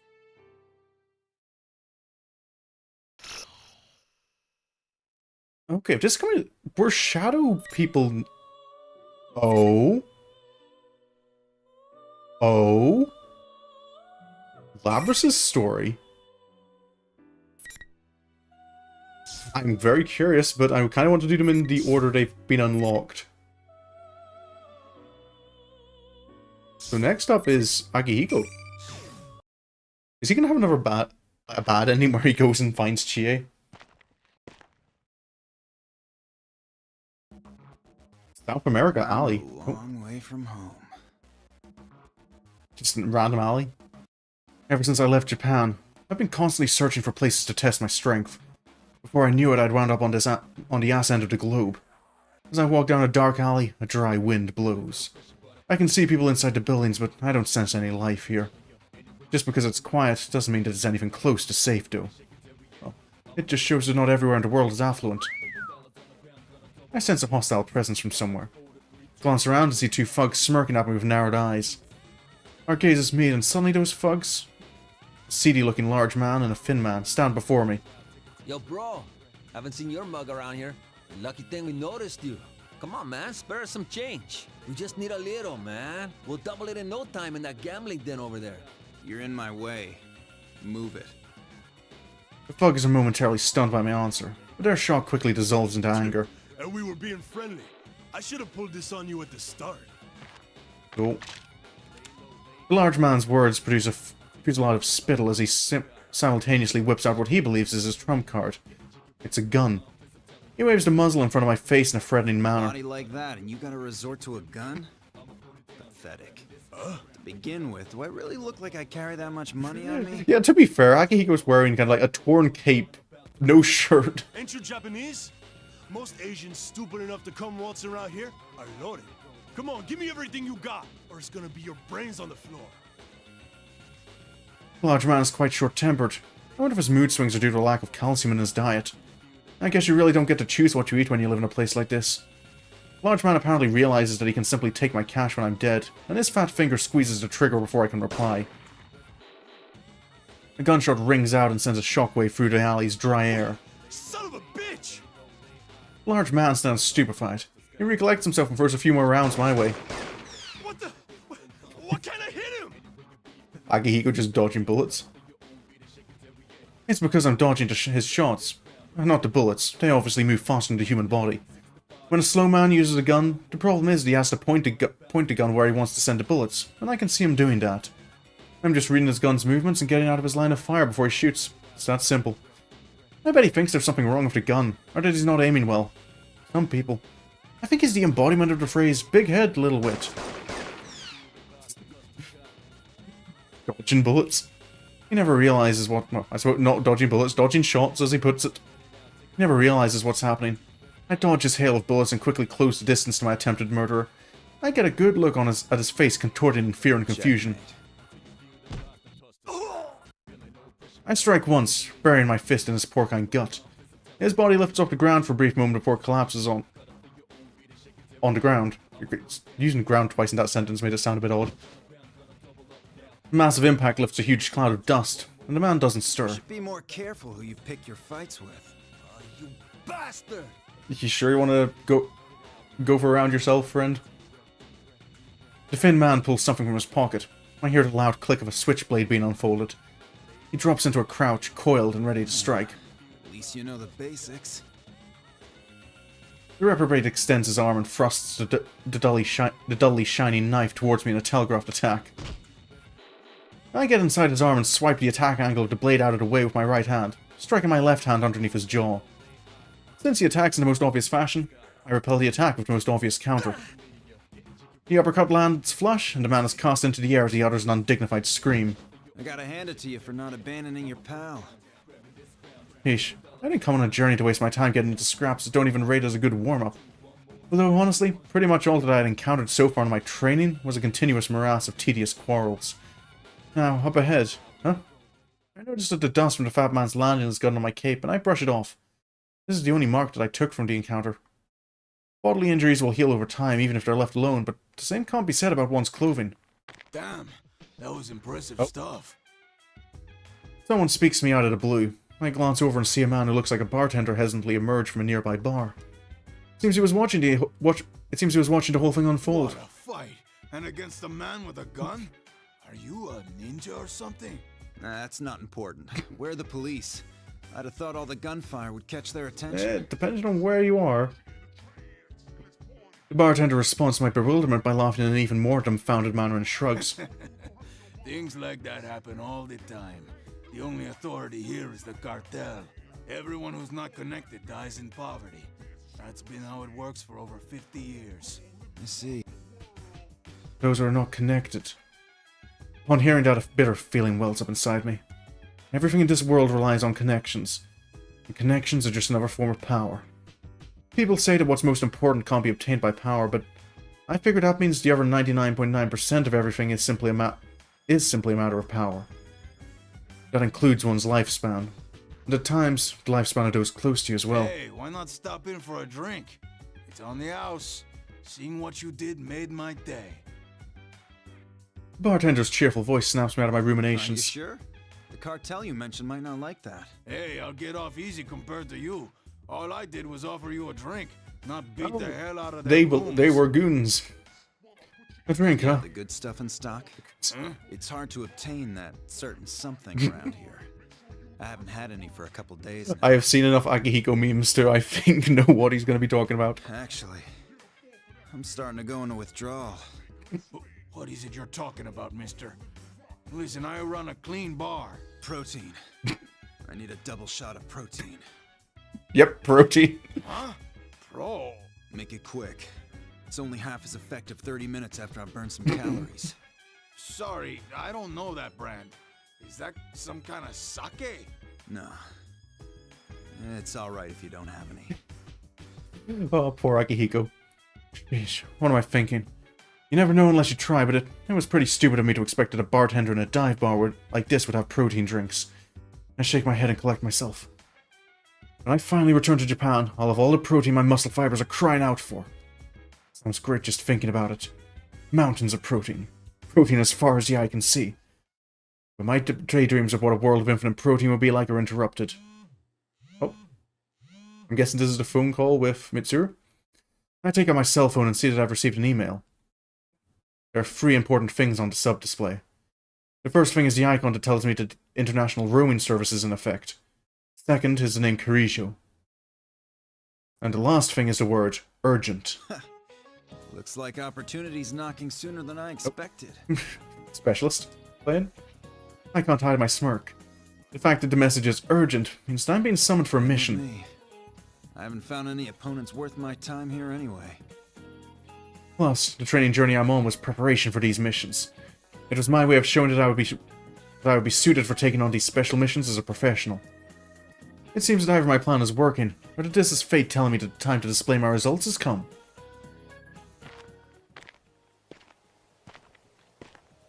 I can't wait to see what kind of challenge there is in store for me now. I imagine what this unknown enemy could be and thrust my left fist proudly towards the foreign winds.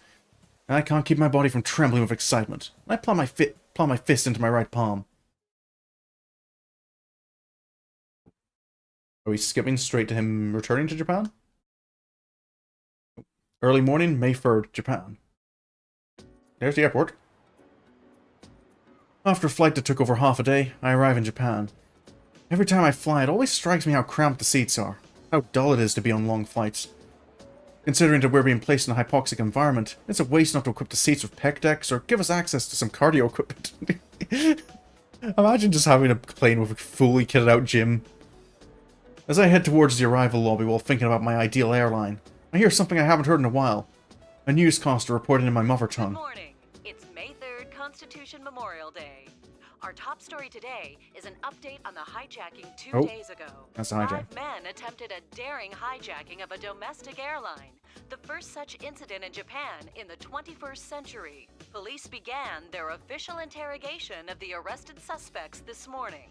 But all depositions have been vague so far, with suspects complaining of muddled memories. Psychiatric exams are being considered. So yeah, still believe there's probably something going on with someone manipulating them. Must be the incident she mentioned in her email. 2 days ago in Japan, a jumbo jet bound for Kagoshima was hijacked by a group of 5 men. The hijacking attempt was quickly dealt with because of the hijackers' half-hearted planning, but there was a bigger issue. Unbeknownst to the public, the passenger flight that was hijacked was supposed to have a very important piece of cargo loaded onto it. During the confusion surrounding the hijacking incident, the cargo seemed to have been stolen before it was loaded onto the plane. The hijacking was just a smokescreen for the real crime. Using a hijacking as a distraction for simple cargo theft is pretty daring, but it's also desperate and risky. My mission is to retrieve that cargo from whoever wanted it so badly. This isn't a situation that can be left to just ordinary policemen. This cargo is extremely dangerous, and the retrieval has to be done discreetly due to its sensitive nature. I look away from the monitor and begin walking again. My cell phone immediately begins ringing, as if the caller was watching me the entire time. The name Mitsuru Kirijo appears on the sub-display. Mitsuru Kirijo. He's the one who summoned me here for this mission. I didn't tell her any details about my return flight, but she must have found the information on her own and called after learning of my arrival. She's still as prepared as ever. It's me. It's been a long time, Akihiko. Hello. I'm sorry to call you back on such short notice. Don't worry about it. I was at a good stopping point. Mitsuru has a much greater standing in the group than I, but we've been classmates since middle school. She fought alongside me in my biggest battle. I have a feeling that the only reason we were able to pull through such an ordeal was because we helped each other back then. So, who's our next enemy? Don't be so impatient. You received the brief I sent you, right? What I didn't say directly in it is that the stolen cargo was from Ergo Research. I figured it would be Kirijo Group related, with you having to call me back.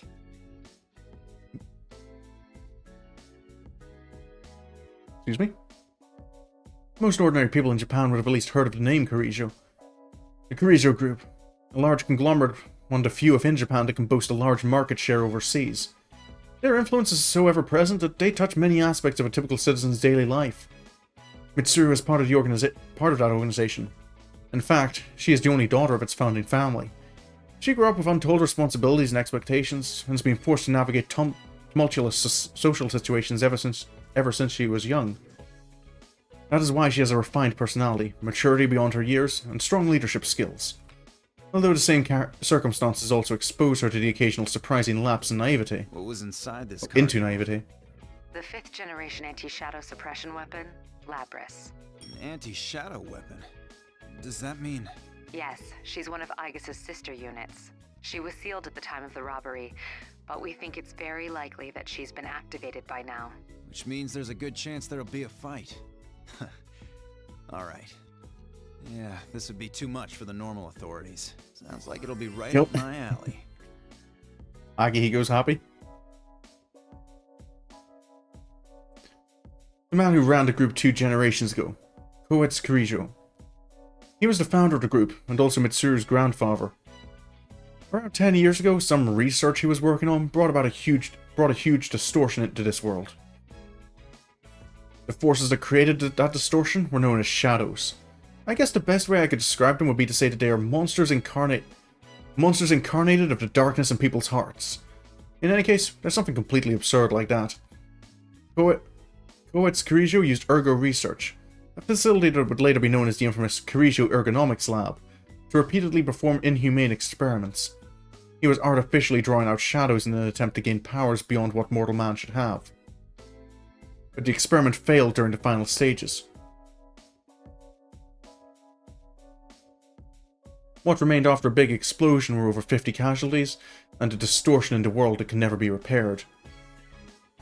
Normal people are completely unable to sense the distortion at all, and yet this same distortion could cause the entire world to collapse. 3 years ago, Mitsuru and I, along with our friends, devoted ourselves to a fight in order to end the threat of that collapse. The bonds and precious memories I gained from them are engraved upon my heart. They haven't faded to this day. Fighting is not our first option, but I'd be more reassured with you there. We have a general idea of where it was taken, the Inaba area, where there were reports of suspected shadow activity last year. Okay, this is the part of the phone call that we heard in Mitsuru's story. Okay, I'll meet up with you at the actual location. Are you heading directly there? You never change. Let me know if you need anything and I'll make the arrangements. Protein, that's all. Protein. What? No, it's better I Yeah, don't just ask. accept it, Mitsuru. I'll send you the precise location later. Sorry to call when you've just returned from a trip, but I'm relying on your assistance. You went to a lot of trouble to create the shadow operatives. I won't do anything to tarnish the name. I'll see you there.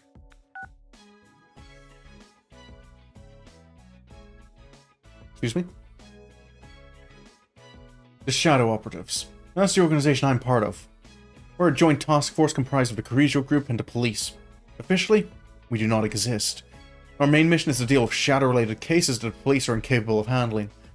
Our objective is to prevent or minimize the collateral damage caused by shadows. Shadows can only be defeated by persona users. Mitsuru, myself, and many of the members belonging to the Shadow Operatives have personas and knowledge about them. Mitsuru's fully dedicating herself to prevent Kirijo's tainted legacy from falling into the wrong hands. That is her... No, it is the shared duty of all of us in the group. I noticed that I've unconsciously formed my hand into a fist. I have an email from Mitsuru giving me details on the meeting location. As usual, she's thoroughly planned this out. A smile appears on my face. An opportunity to use all the skills and strength I've been honing. I'll commit every fiber of my being to fulfill the duty I've been given. I couldn't ask for more.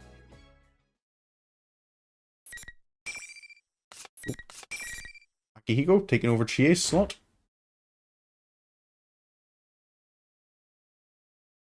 Nope, the same day in the afternoon. I arrive in Inaba earlier than I'd planned. There's a lot of time to kill before I need to be at the meeting. In order to get a feel for the town and what's going on, I decide to walk around a bit. From the looks of it, it's an ordinary countryside town. I can't believe that people think a level 4 shadow-related case occurred here last year. As far as I can tell, there doesn't seem to be any disturbance going on right now. I can't believe that people think a level 4 shadow-related... That's a very specific thing. Looks like that unit named Labras isn't running amok here either. As soon as I stray from the main street a bit, it's mountains and fields as far as the eye can see. The air is clean and traffic is pretty light, so the town has that going for it. This would be a great place to go running early in the morning. Oh. I wait for evening to come while exploring as much of the town as I can. It's almost time. There's the good old station, where the Persona 4 journey begins. My cape fluttered in the wind as I shadowbox and jogged to the meeting area, an intersection on the outskirts of what this town would call its shopping district. Meeting up in a rural area like this is a bit of a tricky situation. Since the Shadow Operatives do not officially exist, we need to draw as little attention to our mission as possible. Hopefully we can quickly join up and be on our way so that the residents don't take notice of a bunch of outsiders assembling in their sleepy town. Unfortunately, when I arrive at the meeting point, Mitsuru and the others are nowhere to be seen. Something happen? I doubt she'd run into any trouble she couldn't handle, though. Could it be that I'm at the wrong place? There aren't any tall buildings to block my view, so I look in every direction. The only thing obstructing my view is a mountain of garbage that looks like it might be a scrap heap or a junkyard. I may as well be diligent and head over there just to make sure. Oh, here we go.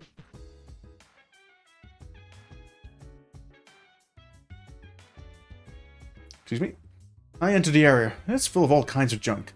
Cars and household appliances, large and small, are piled into small artificial mountains. I test my footing and begin climbing up to stack trash. Looking down, I spot a long black limousine that is completely out of place in this tiny town. I come to a realization and sigh. Of course. They'd stand out no matter where they were, so they could only park here. Oh. Hello, Mooney. Reminds me of Higurashi, bunch of junk in sunlight setting. That's one of those anime I've heard mentioned so often, but I know nearly nothing about it, other than it's one of... It gets, what's the word? Interesting, that is the word.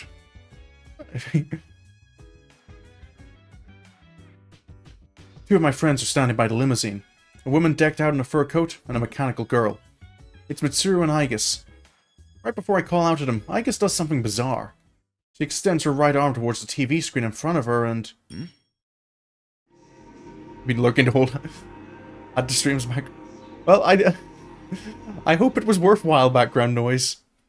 No, I had a possible feeling it might have been you lurking in the background, because I noticed that for most of this there's been someone watching on YouTube. Aigis' hand is passing right through the screen. Her steel fingers aren't breaking the TV screen. They're definitely going inside it.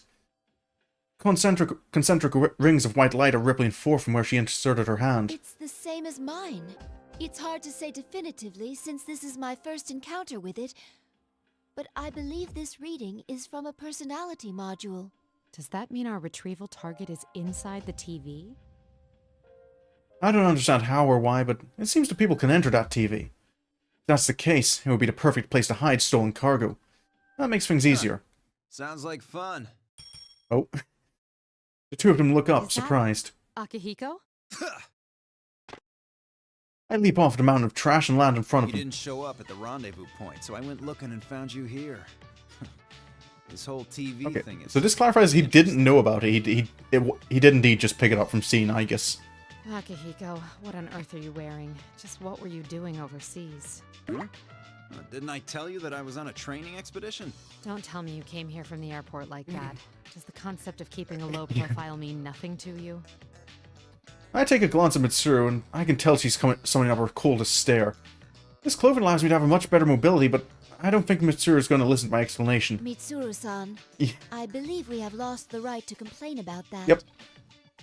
The limo and fur coat and robot kind of ruin again. Glancing at Mitsuru's clothing once again, I can't help but sigh. Since Aigis had already voiced what I wanted to say, I decided not to make a comeback. Mitsuru simply shakes her head and sighs back at me. Seriously, this is what happens when you grow up in a wealthy family, sheltered from the lives that normal people live. I slam my left fist into my right palm. Aigis' sister unit, Labris. She's apparently inside a TV located in an obscure part of a countryside town. You gotta wonder, what else could be waiting for us inside? Get inside from that TV, right? And what are we waiting for? Still the same Akihiko. We don't know the situation inside yet, and we'll need a secure means of getting out. So what? If we So want what? to get this Labris back, someone has to go inside, right? Well, that's... Mitsuru's at a loss for words. I know that I'm voicing my opinion more forcefully than she's used to, but that's what I have to do. I know Mitsuru well enough to sense when she needs someone to prod her into action. Wanting to exert control over every situation is a commendable trait, but in certain situations, waiting doesn't allow you to seize any more control. Also gives your opponent more time to prepare. Our target hijacked a plane to throw her into a TV in this town. If we sit on our hands, it's possible we'll be put in serious danger. I lock eyes with Mitsuru and take a step We're towards her. different from how we used to be. We made the choice to fight shadows as professionals. That's why I traveled around the world and trained harder than ever. And now that something's actually come up, you're hesitating? We agreed to do this. I'm ready to stake my life on the mission. 3 years ago, I'd said that it was my duty to help and to fight, but looking back on it now, I know that a lot of it was just for kicks. Seeing myself definitively become stronger and experiencing all that personal growth was incredible. Becoming stronger felt like it would satisfy some deep desire within me. And if I died giving my all against a really powerful opponent, I didn't really mind the thought of going out like that either. I was honestly fighting for myself more than anything else. But now, something has changed in me. I wandered around the world, with something in the back of my mind constantly nagging at me. Something about not having a grasp of some part of myself. I know that I want power. The power to protect others. But that feeling has always been there. There's still something else though. Something different. A few seconds of silence passed, then Mitsuru's eyes narrow. Her eyes are filled with a steely determination. All right. Wait right here. I need to go make a phone call first. Oh. Okay, but make it quick. Still curious as to who she's phoning. Mitsuru heads towards the long limousine with a wry smile. I turn my gaze towards the most prominent of the illegally dumped TVs. As I reach out towards the screen, my fingers sink into it exactly the same way Aigus's did. My fists are ready for action. Excitement wells up within me as a reaction to the new sensation I feel from my fingertips. Go punching the TV. Okay, we've seen this already, this stream. Oh. I think I'll get to the first, play through the first fight with Akihiko, and then I'll probably finish it up. Oh, of course Akihiko would arrive in the gym first. When I open my eyes again, the first thing I see is a high ceiling. I get to my feet and look around. Basketball hoops, a ground lined with white tape, and folding chairs stacked high in the air. Is this a gym? What I'm seeing now isn't matching what I expected to be seeing. If my memory's correct, I entered the TV with Mitsuru and Aigus. Is this what's inside of the TV? Then it hits me. This isn't reality. Everything looks extremely real, but I sense odd presences nearby. I brace myself inside this oddly quiet gym. If I'm the only one here, I must be cautious. I'm alone? I suddenly realized that Mitsuru and Aigus should be here too. They came into the TV with me, but they're nowhere to be seen. Did we get separated from each other as we were falling in? No, it's more likely that we were separated intentionally. I don't need to worry about them. I'm pretty sure that they'll be able to handle anything in here on their own. Even if something does attack them, those two will just counterattack with icicle executions and machine guns. Yep. This feeling in the air reminds me of somewhere, though. I've felt this harsh atmosphere before. I dig through my memories. That's right. This is what Tartarus felt like. The tower full of shadows where we did battle 3 years ago. Since this area is unfamiliar, and I'm assuming hostile, there's no knowing when an enemy may attack. But waiting around to get ambushed isn't really my thing. It's time for me to get moving. Just as I think that... Oh, Teddy? What in the world is that? A bizarre object approaches me from further inside the gym. It's red, blue, and round.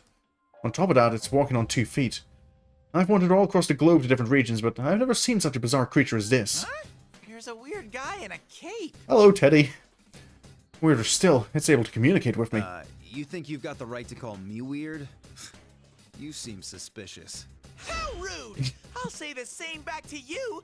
Being half naked and wearing a cape is totally suspicious. Could this be the pervert I've heard rumors about? My innocence is in danger. You're making no sense at all. Hello, Teddy.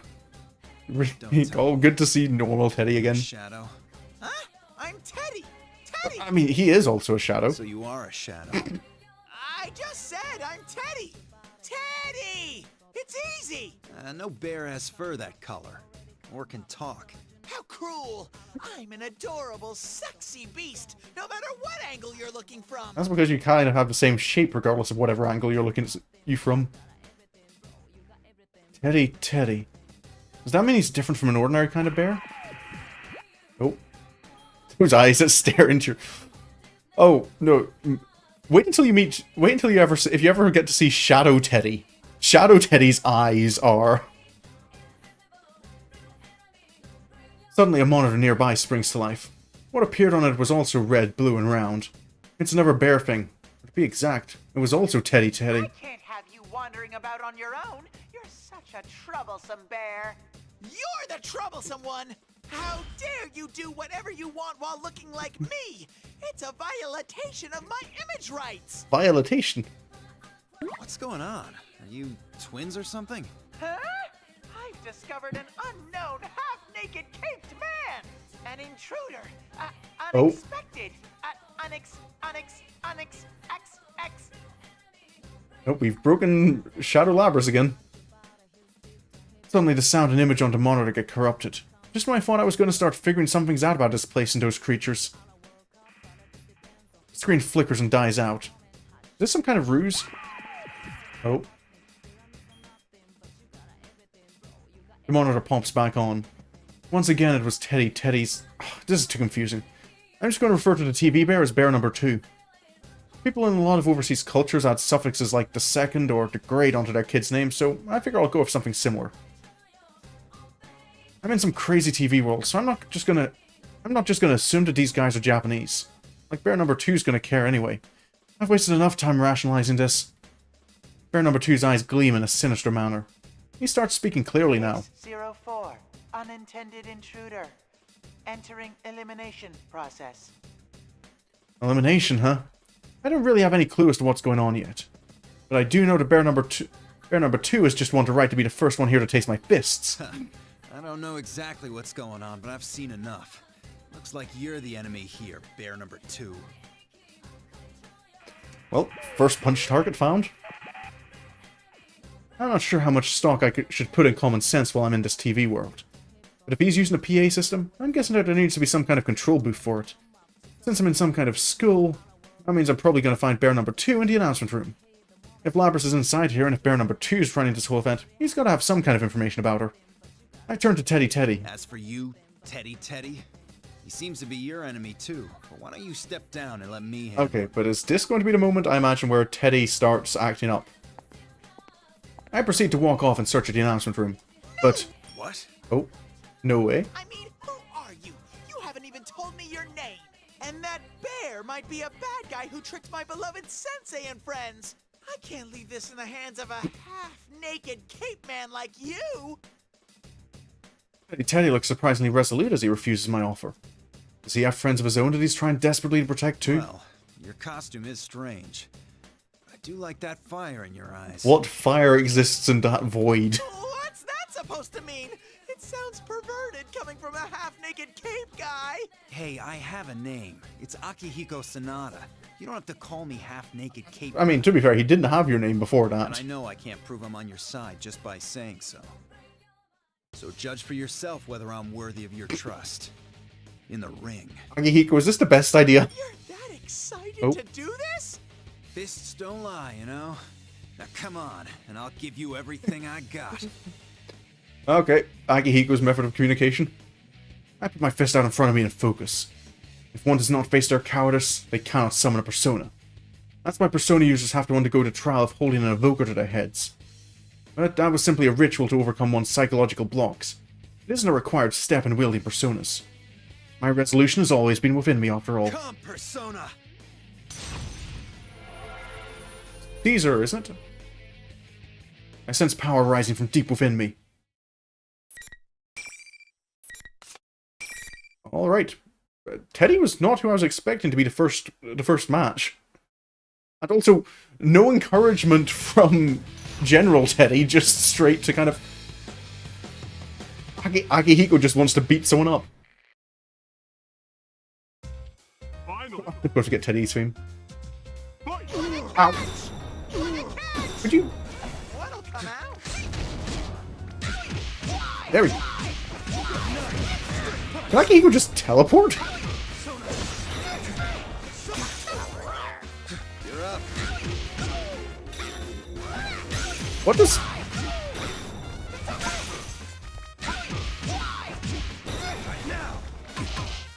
Ow. Ah, okay. Persona break, that's a...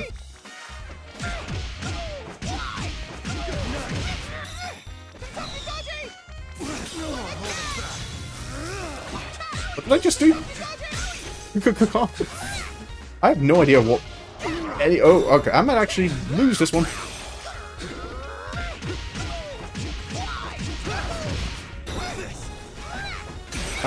Dodge. Ow!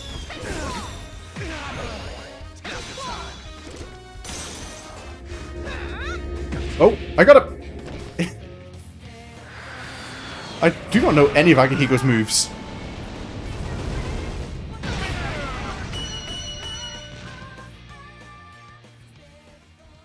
What was the Persona one? His heavy Persona attack just seemed to have Caesar sit there. Okay. But that's going to be a stop for now. Because it's, okay, I haven't gone too overtime, but yeah, that's the time I have for today. Okay, definitely interested to see what's coming up next. Because Kirijo has revealed a fair bit more about Labrys' story. I don't feel Akihiko's is going to reveal much more. I feel his is just going to be getting to see... It's going to be similar to Kirijo's, just from a different perspective. Aigus's I'm definitely looking forward to, at least, even if it's just, like, what actually happens is kind of, again, a mirror of Mitsuru's story. Aigus being Labrys' sister, I imagine her internal dialogue is going to be quite interesting and might reveal a few more things. And then, of course, playing as Labrys is going to... I imagine that is probably not even...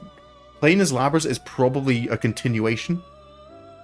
All the others are to be continued. So I imagine playing as Labrys is going to be a... That's going to be find out what happens after she's confronted. Oh. No. So, I imagine Thursday I'll probably finish Akihiko. Well, I'll definitely finish Akihiko's, and I might have time to just press on and like clear Aigus's entire story. So next week I can immediately start into Labrys's. Cool.